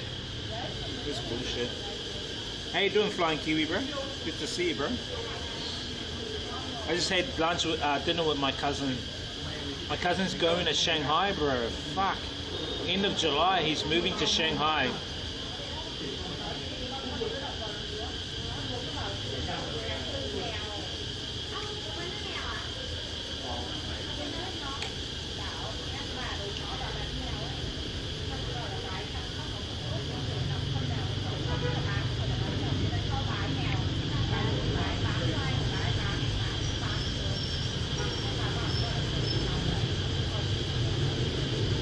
Yeah, bro.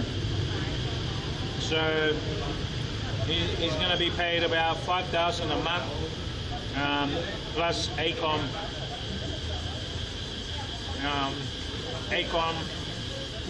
food, like I think lunch, dinner. And I said, all that's missing is the chicken.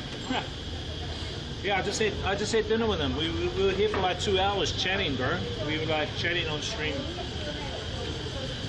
He's going back to New Zealand in a couple of days' time. He's got to go back to apostle his documents, some of his documents.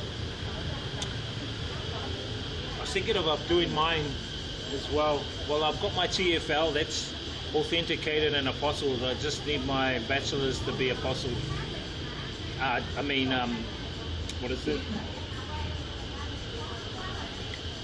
I need my my bachelor's to get the genuine stamp on it.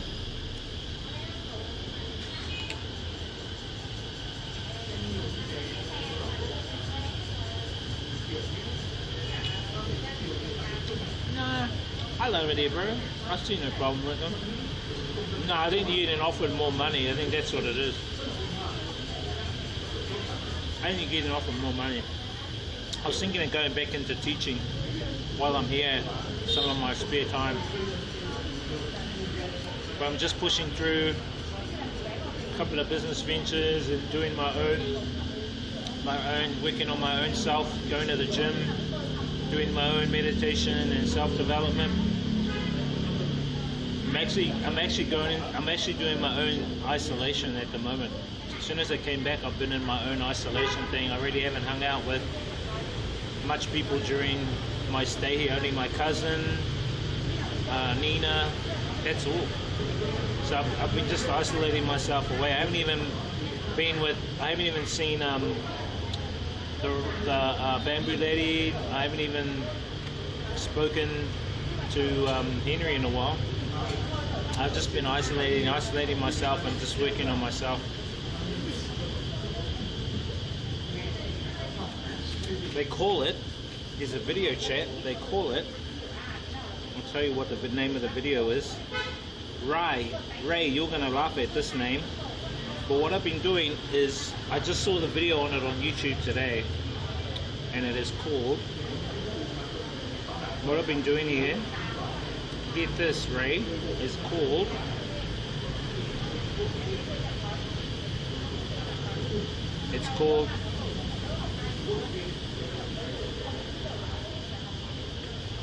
message. I'll show you this, Ray. You're gonna laugh. So what I've been doing is this. It's called Message to the Chosen Ones. 6 crucial things to keep in mind. So that's what I've been doing. Message to the Chosen Ones. I don't know why I've been purposely in isolation of myself. It's just been happening. But then when I saw this, it's like, oh shit, that's why.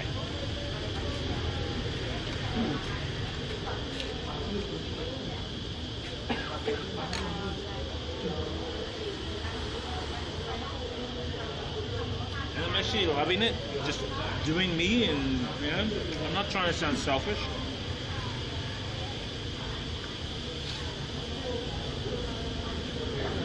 Thank you for the follow, Vega.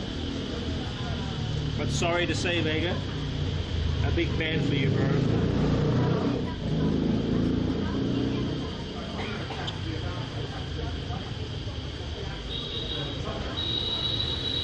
Come on, champ.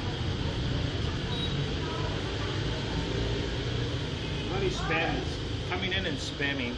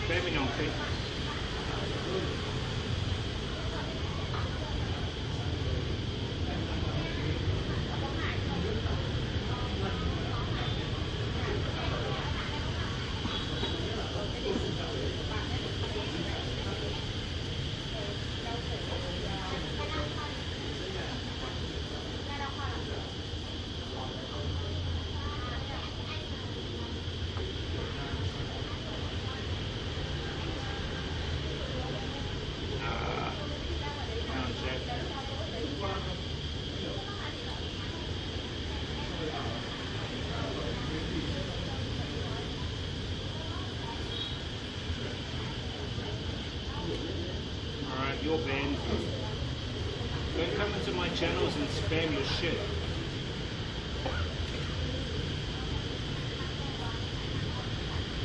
Link what? Oh, that video? I will. That video that I put in, that's my journey.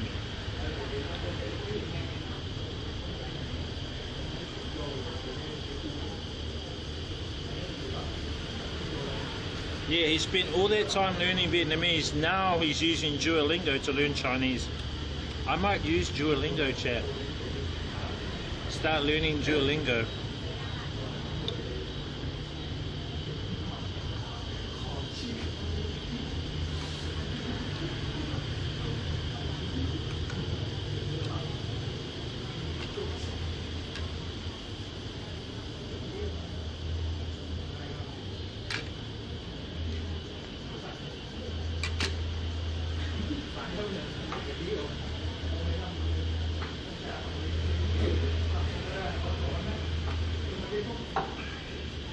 for the dessert.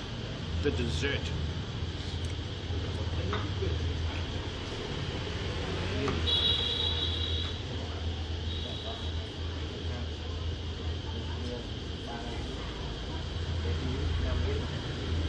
It's hard, but once you get to know the alphabet and the pronunciation of the alphabet or alphabetical letters, you'll then get to know, I mean, in the symbols, how you use the tonal symbols. Once you get used to the symbols and the alphabet, then you just got to remember the words.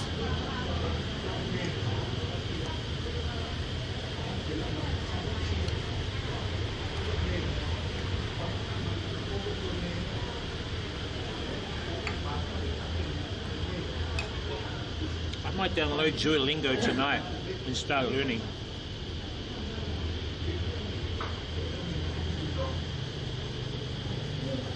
He's a cool guy, man. My cousin's a really cool guy. He's lost a bit of weight. He's lost a bit of weight.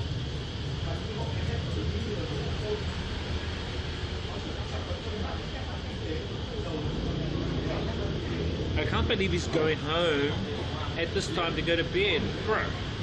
Hey, what's up, Trigger? How you doing, bro? Good to see you, bro.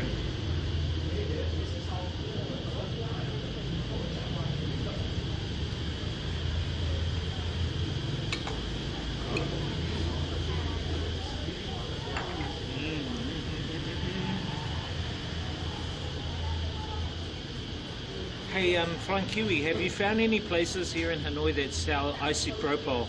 I need some isopropyl for my, I need to clean my ballot box and stuff. I should have bought some when I came, but I forgot. So, I think they might have some at the chemist. I'll see if they have some at the chemist.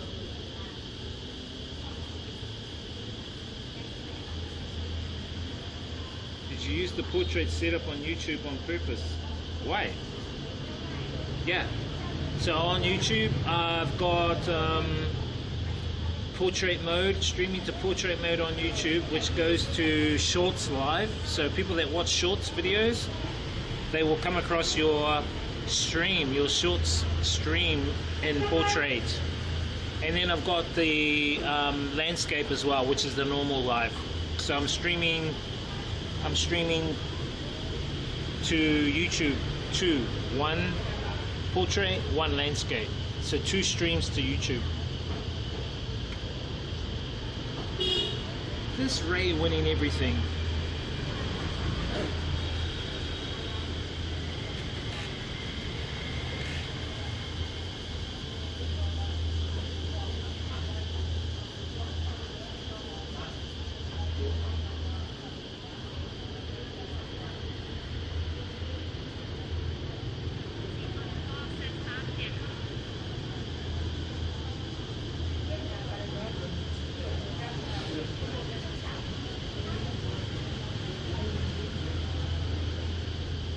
Ban him.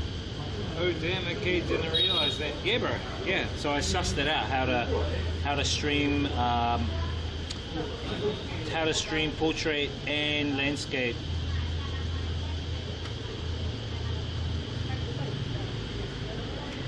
But what I need to do is try and I've got the Streamlabs chat. So the Streamlabs chat is up here.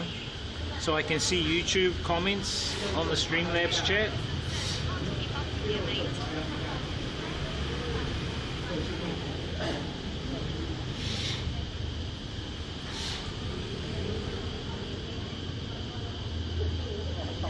These guys got 7 gold. You guys got reset.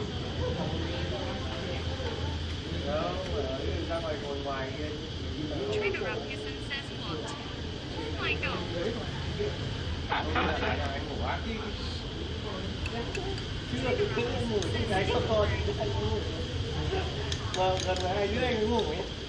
Nah, I have 3 Steam accounts.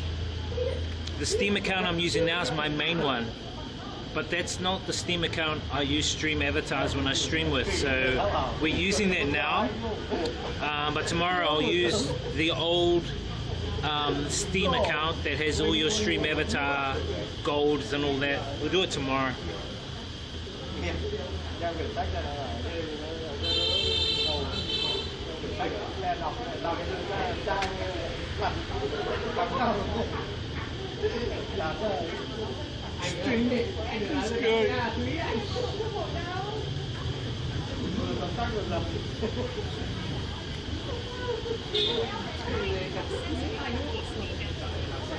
Yeah, because my cousin, he lives next door, so he wanted to meet here. I said, oh, yeah, sure, because he's been eating a lot of the vegan food.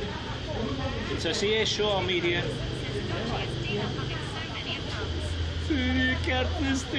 Now, the reason why is because, like, if I use a Steam account in New Zealand, I can only use New Zealand money to buy games in New Zealand. If I come here, I can't, well, I can change the store, but it takes there's a process to it. So I thought I'll just set up an account here, Steam account here, and one in New Zealand. So then I can buy games here. So, and it's cheaper buying games here, chat. I can buy cheaper games here. Like Street Fighter 6 back in New Zealand was, when it came out, was like, I think about 110, 120 bucks New Zealand. And if I buy it here in Vietnam, it's like 70 bucks New Zealand. Way cheaper. No, I use Steam here, bro. That's what's running now. Now you just got to change the store. You just change the store. So even if you go to Europe, you'll have to change your store to Europe store. Or if you don't change it to Europe store, you're going to have to purchase games at New Zealand prices, even though you're going to be in Europe. So you'll be paying the New Zealand price for a game. Unless they've changed it recently.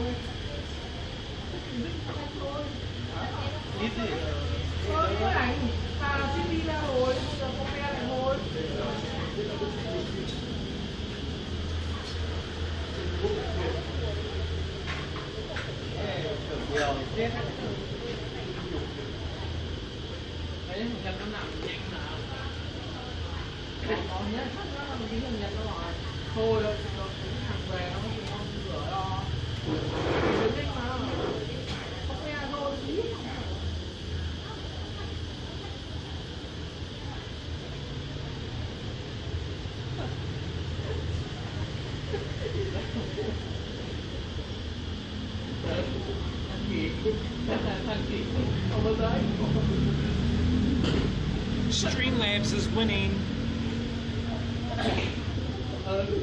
I'll give you an email this week, Amosi. Okay? I'll email you this week, bro.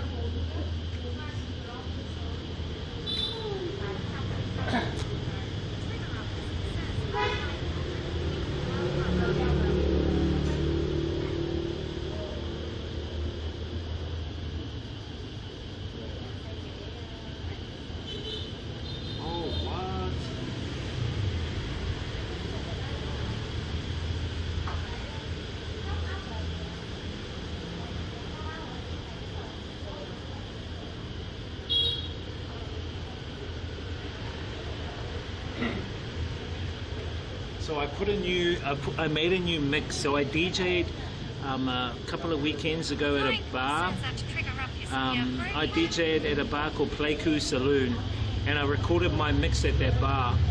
And so I've edited that mix and I've put it on my Mixcloud. And it's on the charts now. So it's on the music charts. It's at 83 on the charts, on the drum and bass charts, because the first few songs are drum and bass songs. So that's cool. That's some cool news.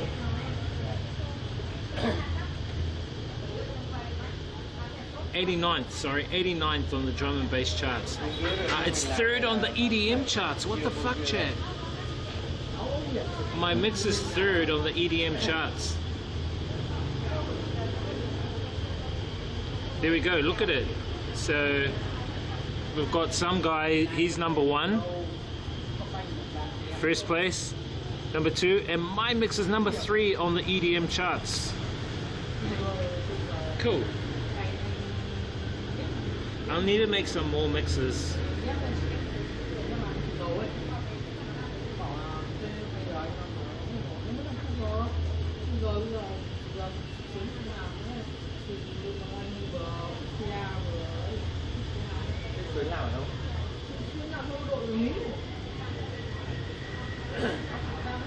What?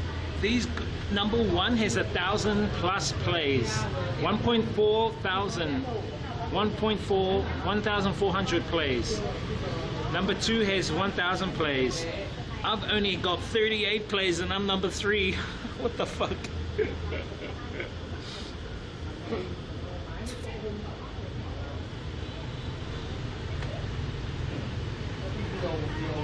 That's crazy, chat.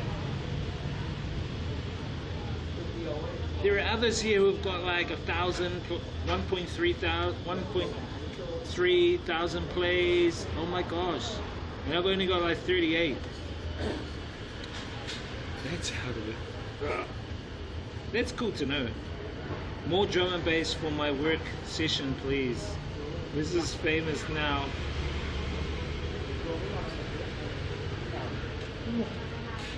Yeah. Sit in the beach with some beer.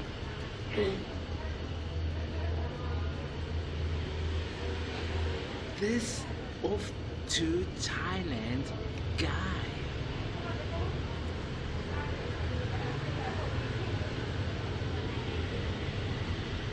Where's that bypass, bro? Is that the one through Tirako? Is that the Tirako one?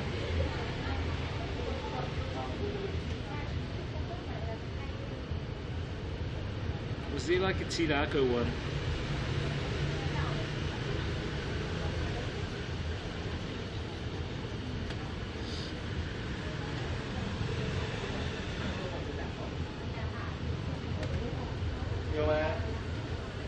I'm stoked about that, chat, about the charts. It's a laugh, really. A good laugh. It's good progress.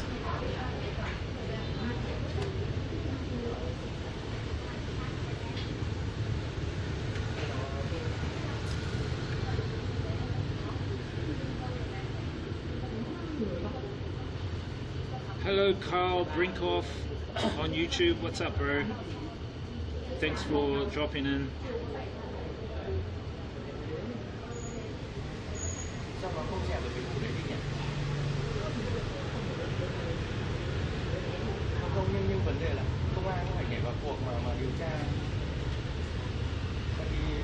Well, I'm stoked that we've got the landscape and we've got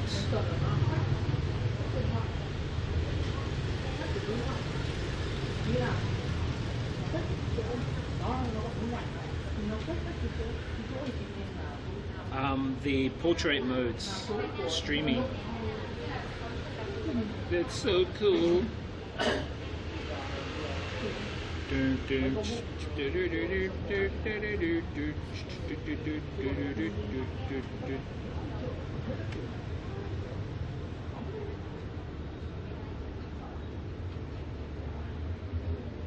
Because even if I don't have viewers on there, or I get the 1 or 2 viewers on YouTube, at least I get paid with the advertising. So they get, before they get to see the stream, ad pops up. So more money in the bank. But at the same time, I really would like them to watch the stream,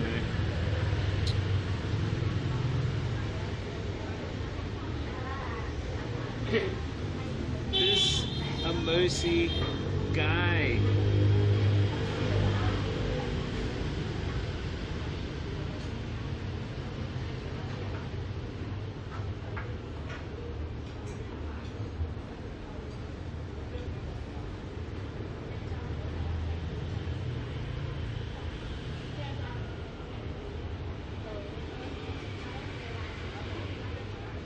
Here, bro. I'll give you a little, bro. There's a bit there, bro, you can play with.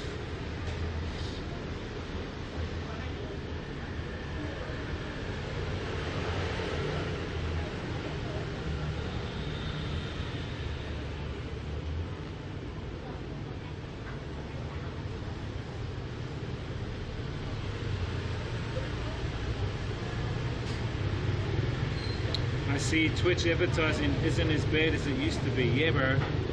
Advertising's not bad. So even on that, I can get, you know, I get money for ads, for streams and shit. So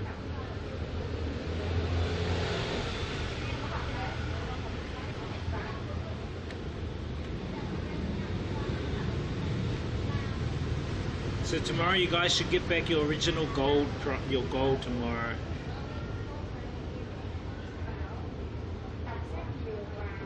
Oh, really? Yeah, I'm not sure how long they're going to do that Tirako area for. But I heard it's a bit of a pain in the ass, right?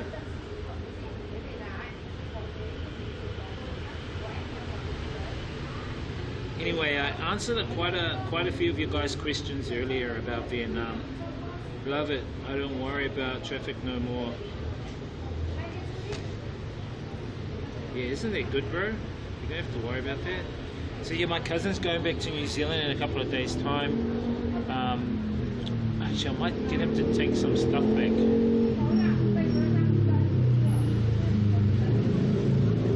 Yeah, let me work on that. And get him to bring some stuff with him when he comes back. He's gonna give me some peanut slabs. I said, yeah, bring me some back. Even though I shouldn't be, but you know, he's gonna. Christmas 2030, bro. Christmas 2040. Bro, do you remember? Do you remember that Manukau to Takanini motorway, right? How long did that take? 15, 20 years, right? Just that stretch of road. What? How long is that road? 3 Ks? And it took them nearly 15, 20 years to get that stretch of road done. What the fuck? But you know what it is, chat? With New Zealand, they have yearly funding, and like what happens is that some construction places that rely on government funding, they will stretch out the work so that they can lead into the next year's funding. Then they get funded, they'll stretch the work out to the next year, stretch it. That's what I've learned. That's what they do. This is a capitalistic bullshit, you know what I mean? Because at the end of the day, the people are inconvenienced a lot. Anyway, guys, we're going to shoot home. On the way home, probably look at stopping at the pharmacy. I want to see if they've got magnesium and isopropyl. I miss the old roads, though. I'm renting the house in Auckland. I make my rent here for a month and a week. This guy. I know. Cheaper.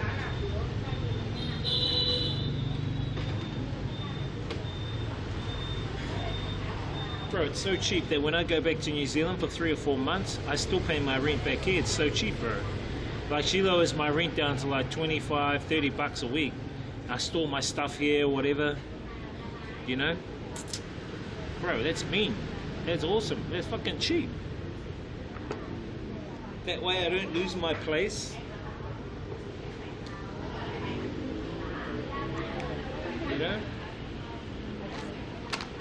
And my shit is in one place. The only thing I gotta sort out, bro, is like the last time I went back to New Zealand this year, I left in February. When you leave in February, it's the kind of the season of it changes, the weather changes from cold to like humid. During that changeover period, a lot of mold, right, accumulates in houses. So I've got to figure out, because when I came back 2 weeks ago, I had like stuff in suitcases and in bags, like rubbish bags and stuff.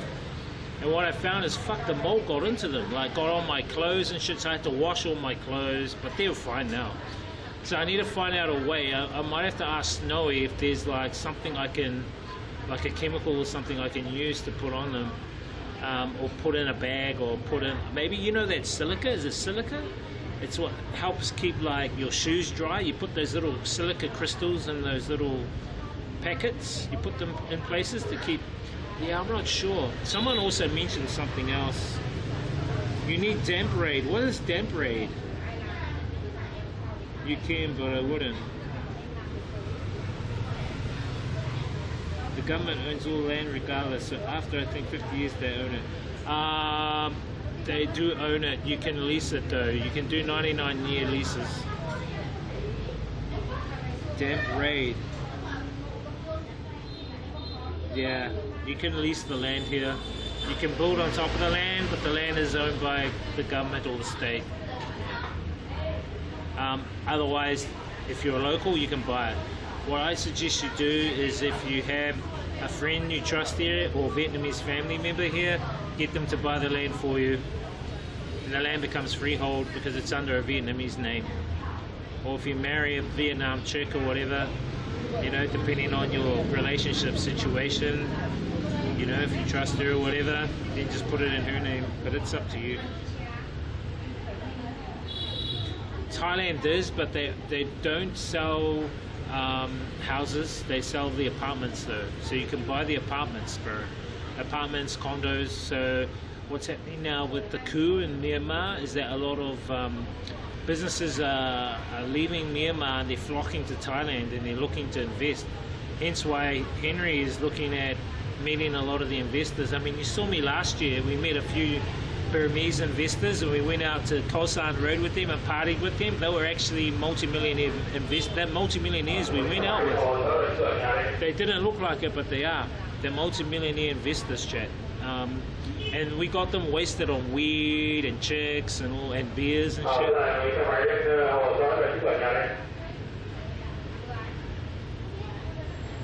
Yeah, that's what I'm saying. The condos you can.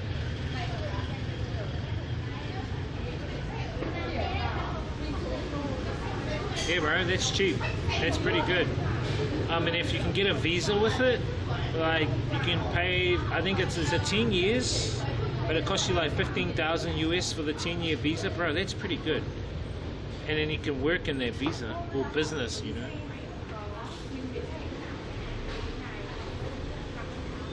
Motorbike? My motorbike here.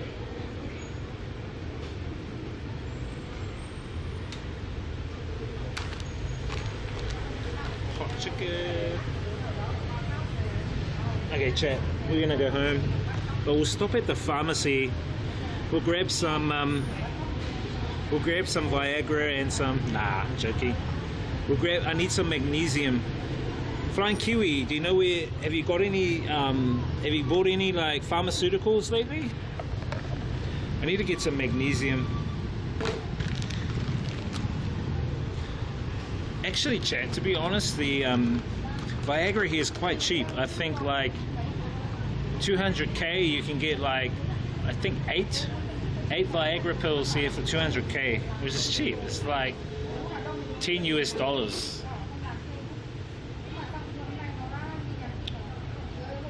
Quality of vintage chicks is amazing. Thai chicks are easier. I would say Thai chicks are easier. The Vietnam chicks are more, not as freelancey. They're not as freelancey as Thai chicks. They're more traditional here, and they're more wary of that behavior. So the Vietnam chicks are not freelancey. Thai chicks are way more freelancey, way more. I wouldn't say easier. I would say more free-spirited, you know, more open. I think they're more open. The Vietnam chicks here are more conservative. That's the word. The Vietnam chicks are more conservative, and I think a lot of it is cultural because the way they've been brought up. So the elders have taught them, you know, to be more respectable, you know, don't underdress, you know what I mean?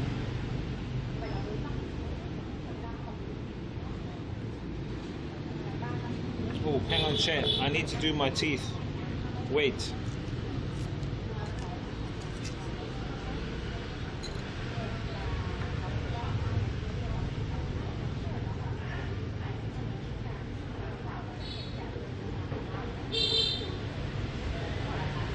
It's always good to do your teeth with toothpicks, otherwise plaque will build up.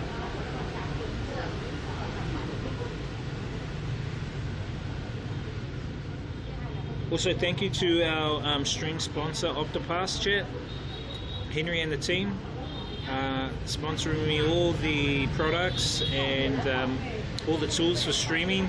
Appreciate it, and the cash and everything. So it does help. Octopass, Tap and Share digital business card. I'll probably be the only small streamer who has a sponsor. What the fuck? Here's these big streamers struggling to get a sponsor, and I'm like the smallest streamer. Well, actually, I'm the biggest, smallest streamer who's got a sponsor. I kind of laugh at that. I go, fuck. I just realized. But you know, it's hard work, man. It's hard work that I've done over the years.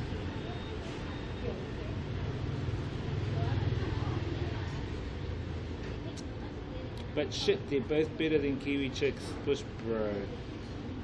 You're totally right, flying Kiwi. I don't know what it is. Western chicks just put me off, bro.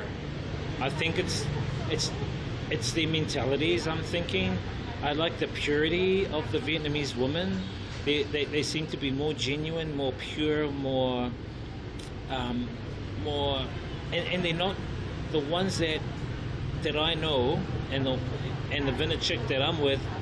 She loves me like for me. She doesn't love me for money or shit like that. And she's only like 50 kgs. Like fuck, I'm nearly like 2.5 times her. You know. You can't get a Western chick like that, or it's hard to get a Western chick like that.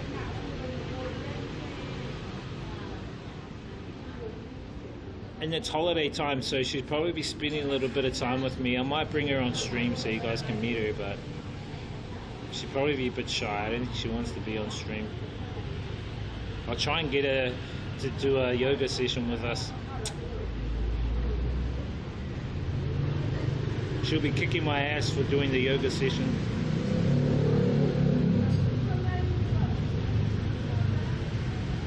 They're amazing, bro. I'm telling you right now. I think Vietnamese women are very pure, genuine, and it's like meeting your very first girlfriend who's a virgin, chat. If you've ever met your first girlfriend who's a virgin. That innocence, that purity, that's what most Vietnam chicks are like, okay? Yeah, I said it. Kiwi chicks are eating. I know, bro. Octopass. Yeah, bro, that's my sponsor, dude. And, yeah. Big ups, man. I don't mind. I do need to make me some more Octopass shirts, or I might get, actually I'll get Henry to do some up in Thailand because it's cheaper. He does all our shirts at MBK, and I think a shirt there is like fucking 10 or 20 bucks, big size. They do big sizes there, chat, like 3, 4, 5 XL. Yeah, bro, my chicka, she's awesome, man. I might bring her around to your place, bro, and we'll have dinner. Me and my chicka and you'll soft stream if you want, Flying Kiwi. You'll get to meet her. You'll probably freak her out because how tall you are. You'll probably freak her out. Should we go, because you're tall? That's if you guys don't mind. Just us four off stream.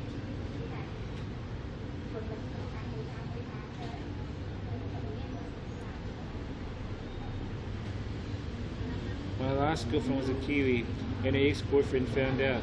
He flew all the way where I live just to have a go. Nah, I'm not gonna stream it, bro.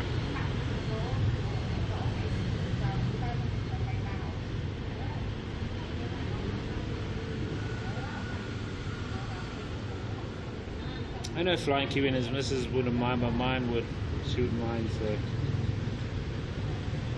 See, my one works for the government, so that's the other thing here I noticed. Like, if you're a Vietnamese local and you work for the government, you have to be careful about like how you appear in public. So it's kind of like challenging in some respects. She can't actually wait till her contract finishes because the sister, you don't have to work for them, man. I can support us, you know, no worries. But yeah, she's got a contract with the government, so.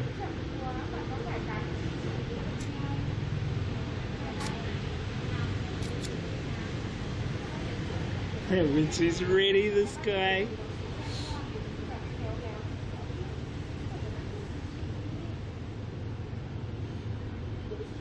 We'll see.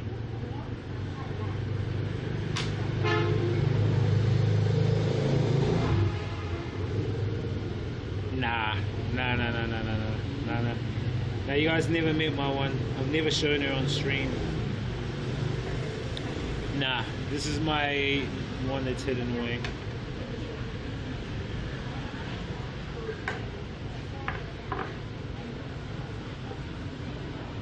That's why we need to start heading home, chat. So we'll go to the pharmacy and then head home. It was one of the developments. Eco Park. Oh no! That one there is that one was just a friend. Like that one there, right? I'll tell you what happened,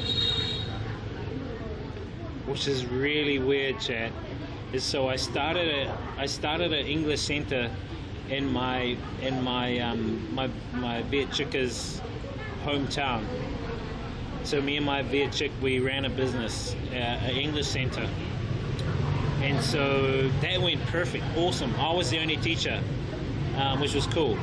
We got lots of clients, but what actually ended up happening is I had to come back to New Zealand because my one of my family members was really sick. So I came back. This was around 2019. I think it was 2019, 2018, 2019, something like that. Anyway, what ended up happening was the English Centre was perfect. We were making money, a lot of students. I was teaching during the day at it and at night. And then I had to get a foreign teacher in. So we got her in to teach while I was away. Then I went back to New Zealand. And then while I was back in New Zealand sorting out my family issues, I was also DJing. So one night I went down from Auckland to Tikawiti. And that's like a 3-hour trip. Halfway through the trip, outside in the outskirts of Temple View in Hamilton, I got into a car accident and I hit on. So a Fijian lady in her van, she went through the stop sign and straight into me. I tried dodging her, but it was like a magnet attracting, and she smacked my car right up to the windscreen. I bumped my head on the windscreen. I cracked the windscreen, but I didn't even feel the crack at all. I was semi-unconscious. I just had really like the seatbelt on the chest. That really was like fucked me up a bit. The dashboard was pushed into my legs, but get this, chat, I had no broken bones, no nothing. It's like a glove hand had like wrapped itself around me while I was in the accident. Because when you see my car, the whole bonnet and everything's pushed right up into the driver's seat. I couldn't believe it. I was like, how the fuck did I survive that? The car was written off, and then I was in rehab for about 6 to 7 months, so I couldn't come back to the English Centre. And by then, the students missed me because they wanted me. They didn't want this other foreign teacher. They go, "Where's Mr. Woody? We want him back. Where's Mr. Woody?" And so the parents got, where's the main teacher? When does he come back? And so unfortunately we had to close the English Centre down because the students wanted me and I couldn't come back because I was in an accident. That was really like disappointing. So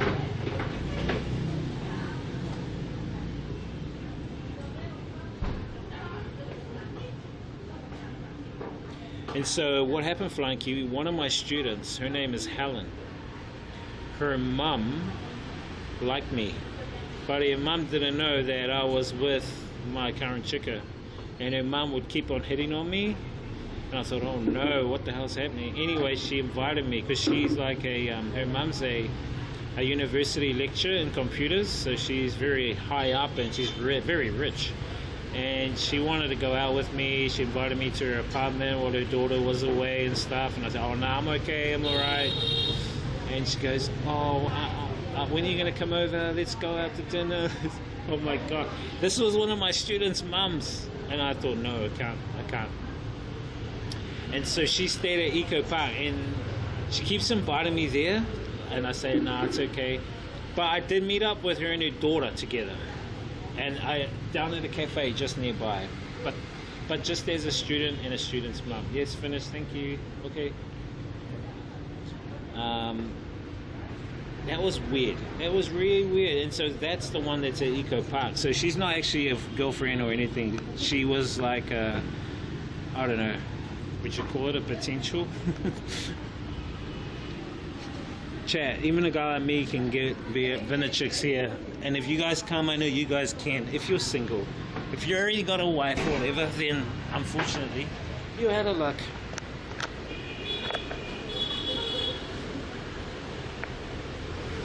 So that's one of my confessions I will make. Okay, so if you guys give 5 subs and I spin the wheel and it lands on secret confession, well, there, I've just already given you one.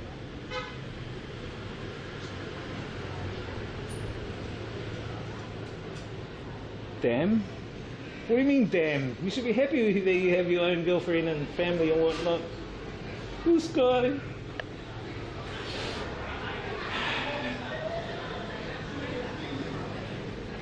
Shit, I've been there for 3 hours, chat. 6, 7, 8:30.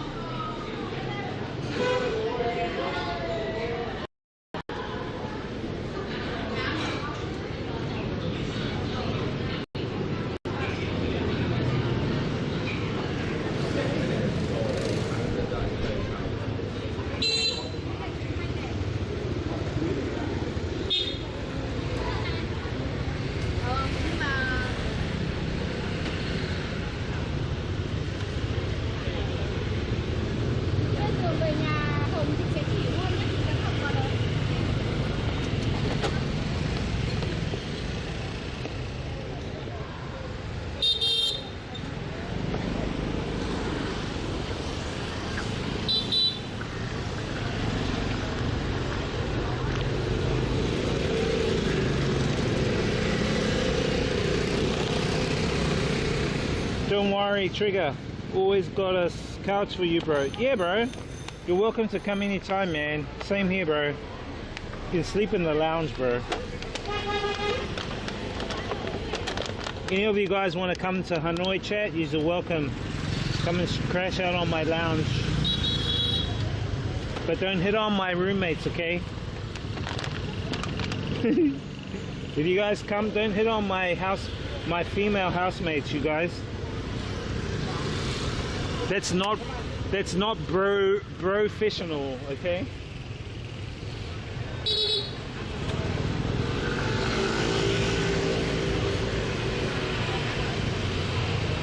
It's not professional.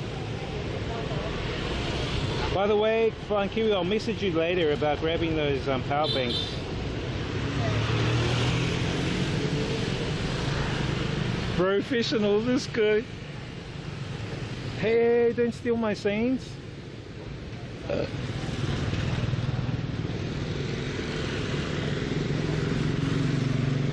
You know how we roll, Trigger. Bro, it must be cold back there in New Zealand right now.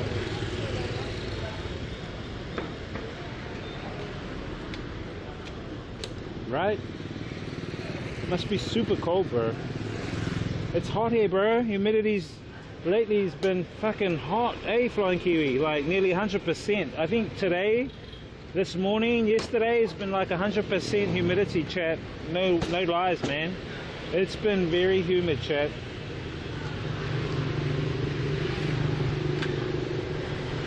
Way humid.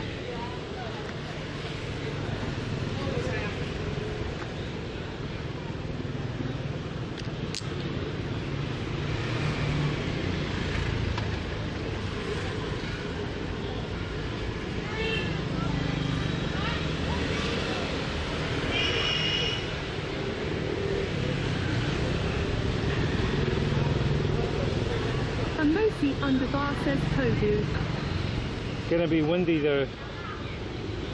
It's not bad. Yeah, well apparently they're expecting like a typhoon. Look at these two hot chickers over here, Heather Chad. Atkinson says Emosi Underbar FTW. Couple of hot chickers here. Damn. Oh, more hot chickers. Yeah, there's a typhoon that's going over Philippines, and what happens is, Chaz, usually when they go over the Philippines, they end up here in Vietnam, usually around mid-Vietnam, so around Vinh City, Da Nang, Hoi An is where the it's where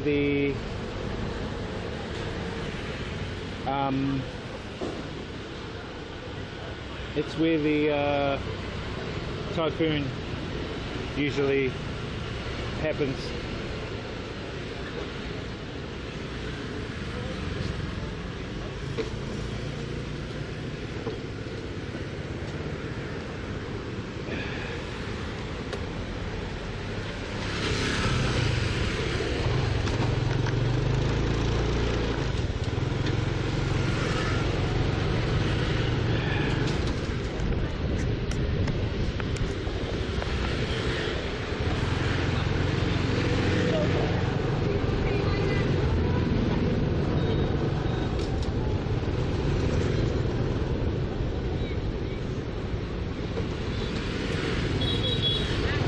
See how everyone's coming out now at this time, chat? It's because it's a lot cooler.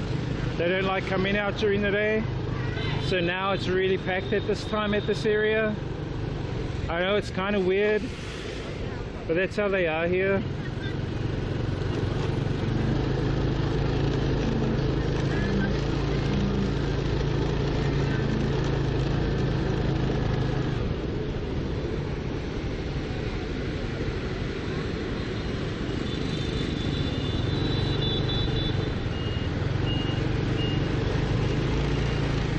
We need to look for a pharmacy, Chad.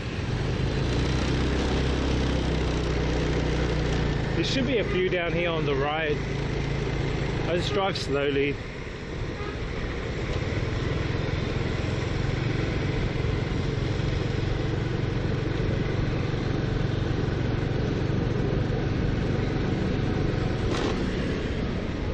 I need to get some isopropyl and some magnesium tablets.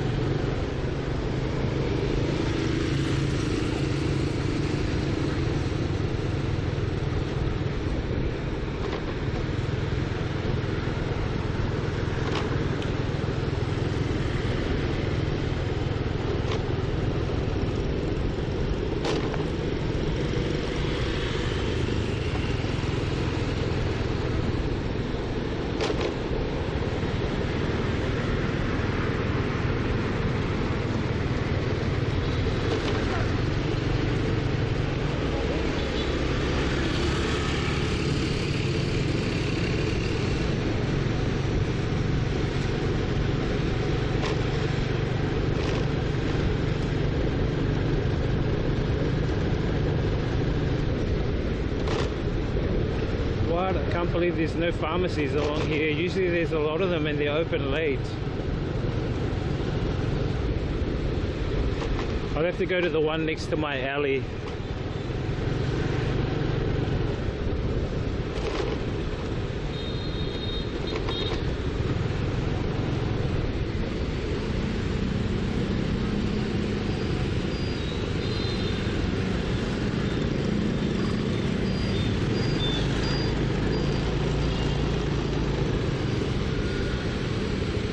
Sure, there might be some over here.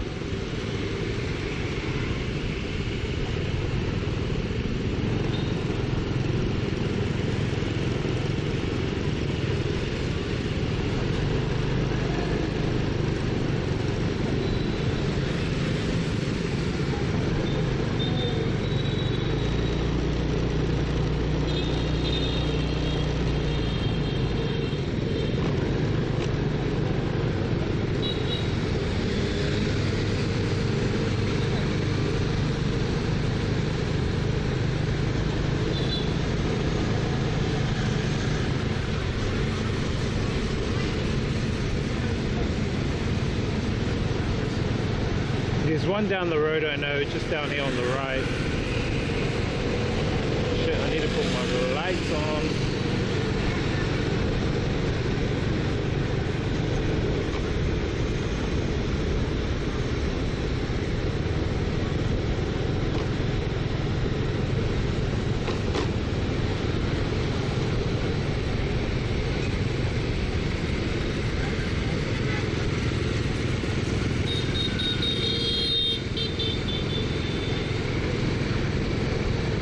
Slow driving at home, Chad.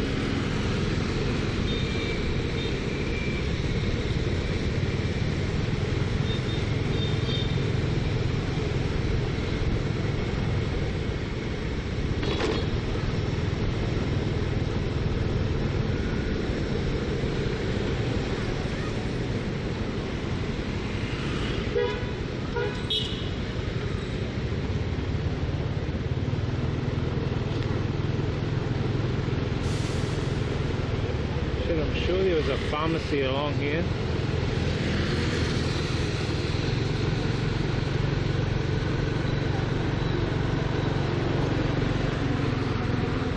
Unless it's closed.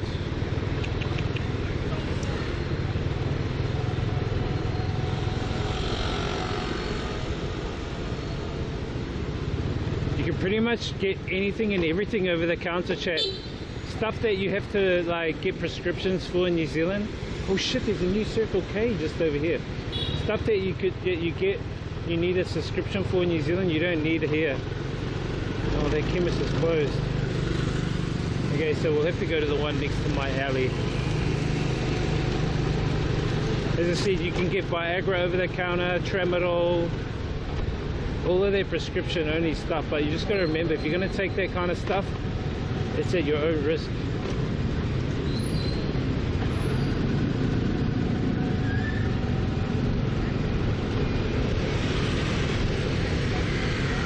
Let me just check something, chat.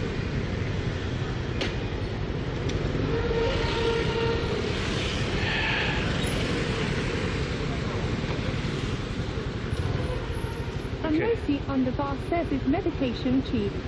Trideraptison says Tramadol is the best. Trideraptison says and worse. Yeah, bro, it's cheap, bro. Fucking cheap. As I said, you can buy like 8 Viagra pills here for like... Trideraptison says asterisk worse. For like 200 or 300k, which is like, you know, 20 bucks New Zealand, bro. For like 8 Viagra pills, you can like buy fucking, yeah, antidepressants cheap as, bro. It's actually quite stupid. Ridiculously stupid.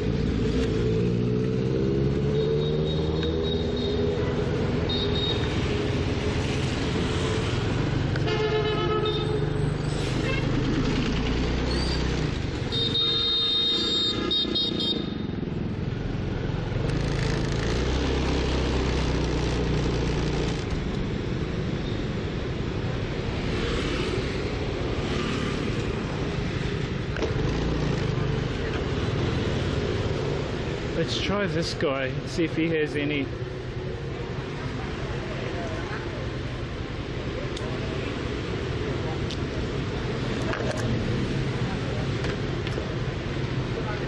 Mosi on the bar says I'm asthmatic and I was worried if the medicine will be expensive like in the US. Nah, bro, it's fucking cheap, bro. I'll see if he's got magnesium. Hello. Me translate.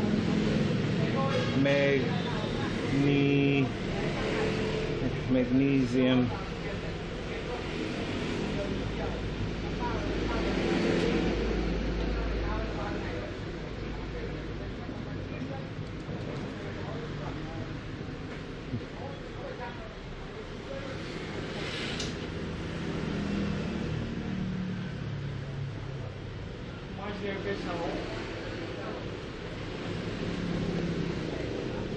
Ah, yeah.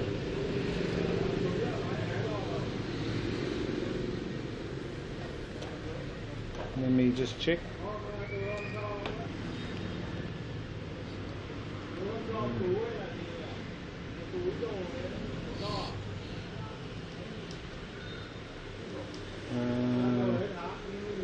Hang on, chat.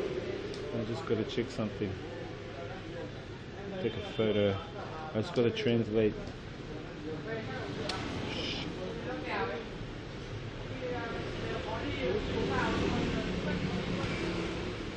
Okay, let's see. Vitamin B6, magnesium, dehydrate, cellulose.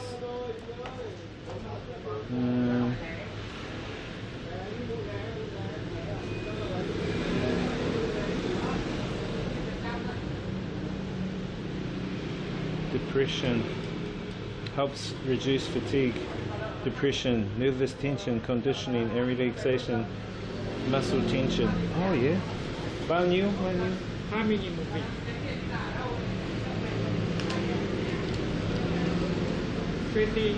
Ah, 20,000. 20,000.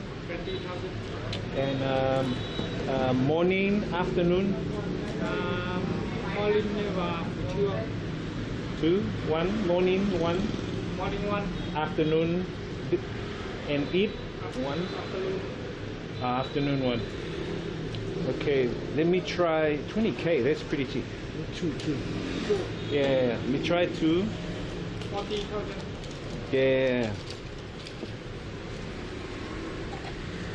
Morning one, afternoon one. Afternoon one. After that. And morning. Okay. Let me see. See?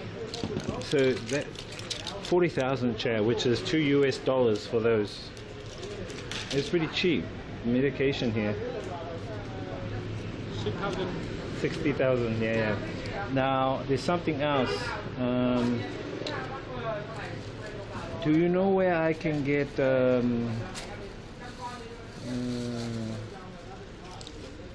Maybe they don't sell here, but I will try. Do you know this one? So.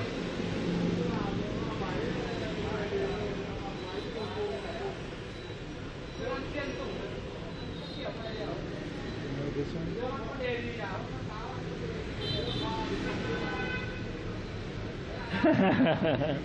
Okay. That's fine. Where can I get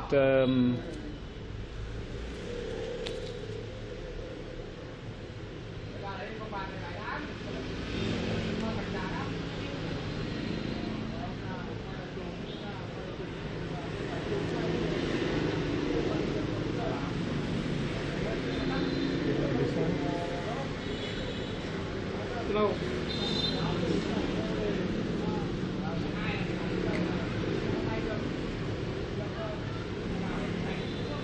what is that? Oh, is that turmeric? Okay. Ah, it is turmeric. Bao nhiêu?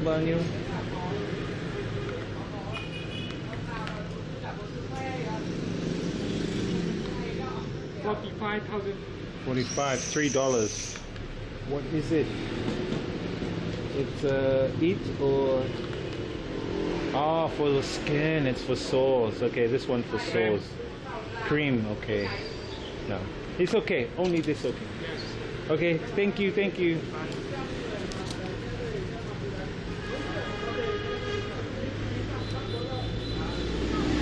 Come on. Bye. Yeah, now you can get, bro. Here they have over-the-counter ship, bro. Stuff that you prescribe in your country, you can get here, bro. So I got some pills, magnesium. These are to boost energy and shit, because I've been studying effects on magnesium, and most people lack magnesium, and so they get tired easily and stuff. But the actual this magnesium is what you're missing, especially magnesium citrate.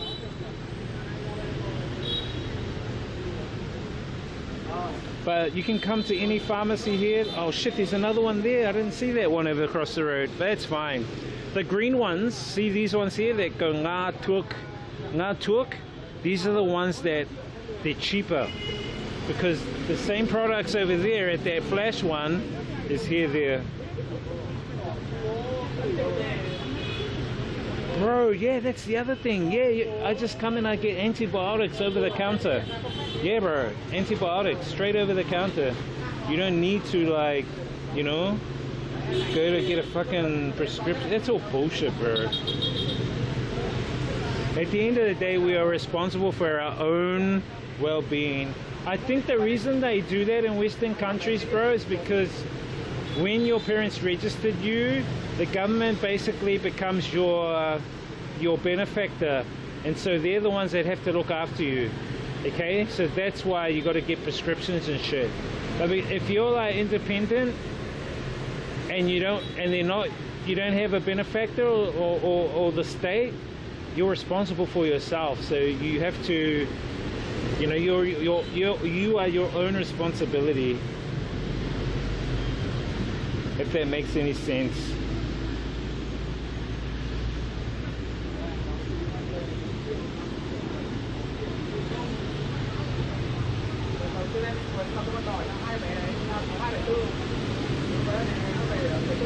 If that makes any sense, all dollars. Look how busy it is here, chat. And these people are here having like drinks and shit like that. Oh, look at those nice new apartments. Those are new apartments over there, chat. Holy shit. Those weren't there before. They must have just newly built those apartments up there. Wow, they look really nice. They're in a good location too, because the supermarket's just over there down the road. So they're in a really good location, you know. Wowzers.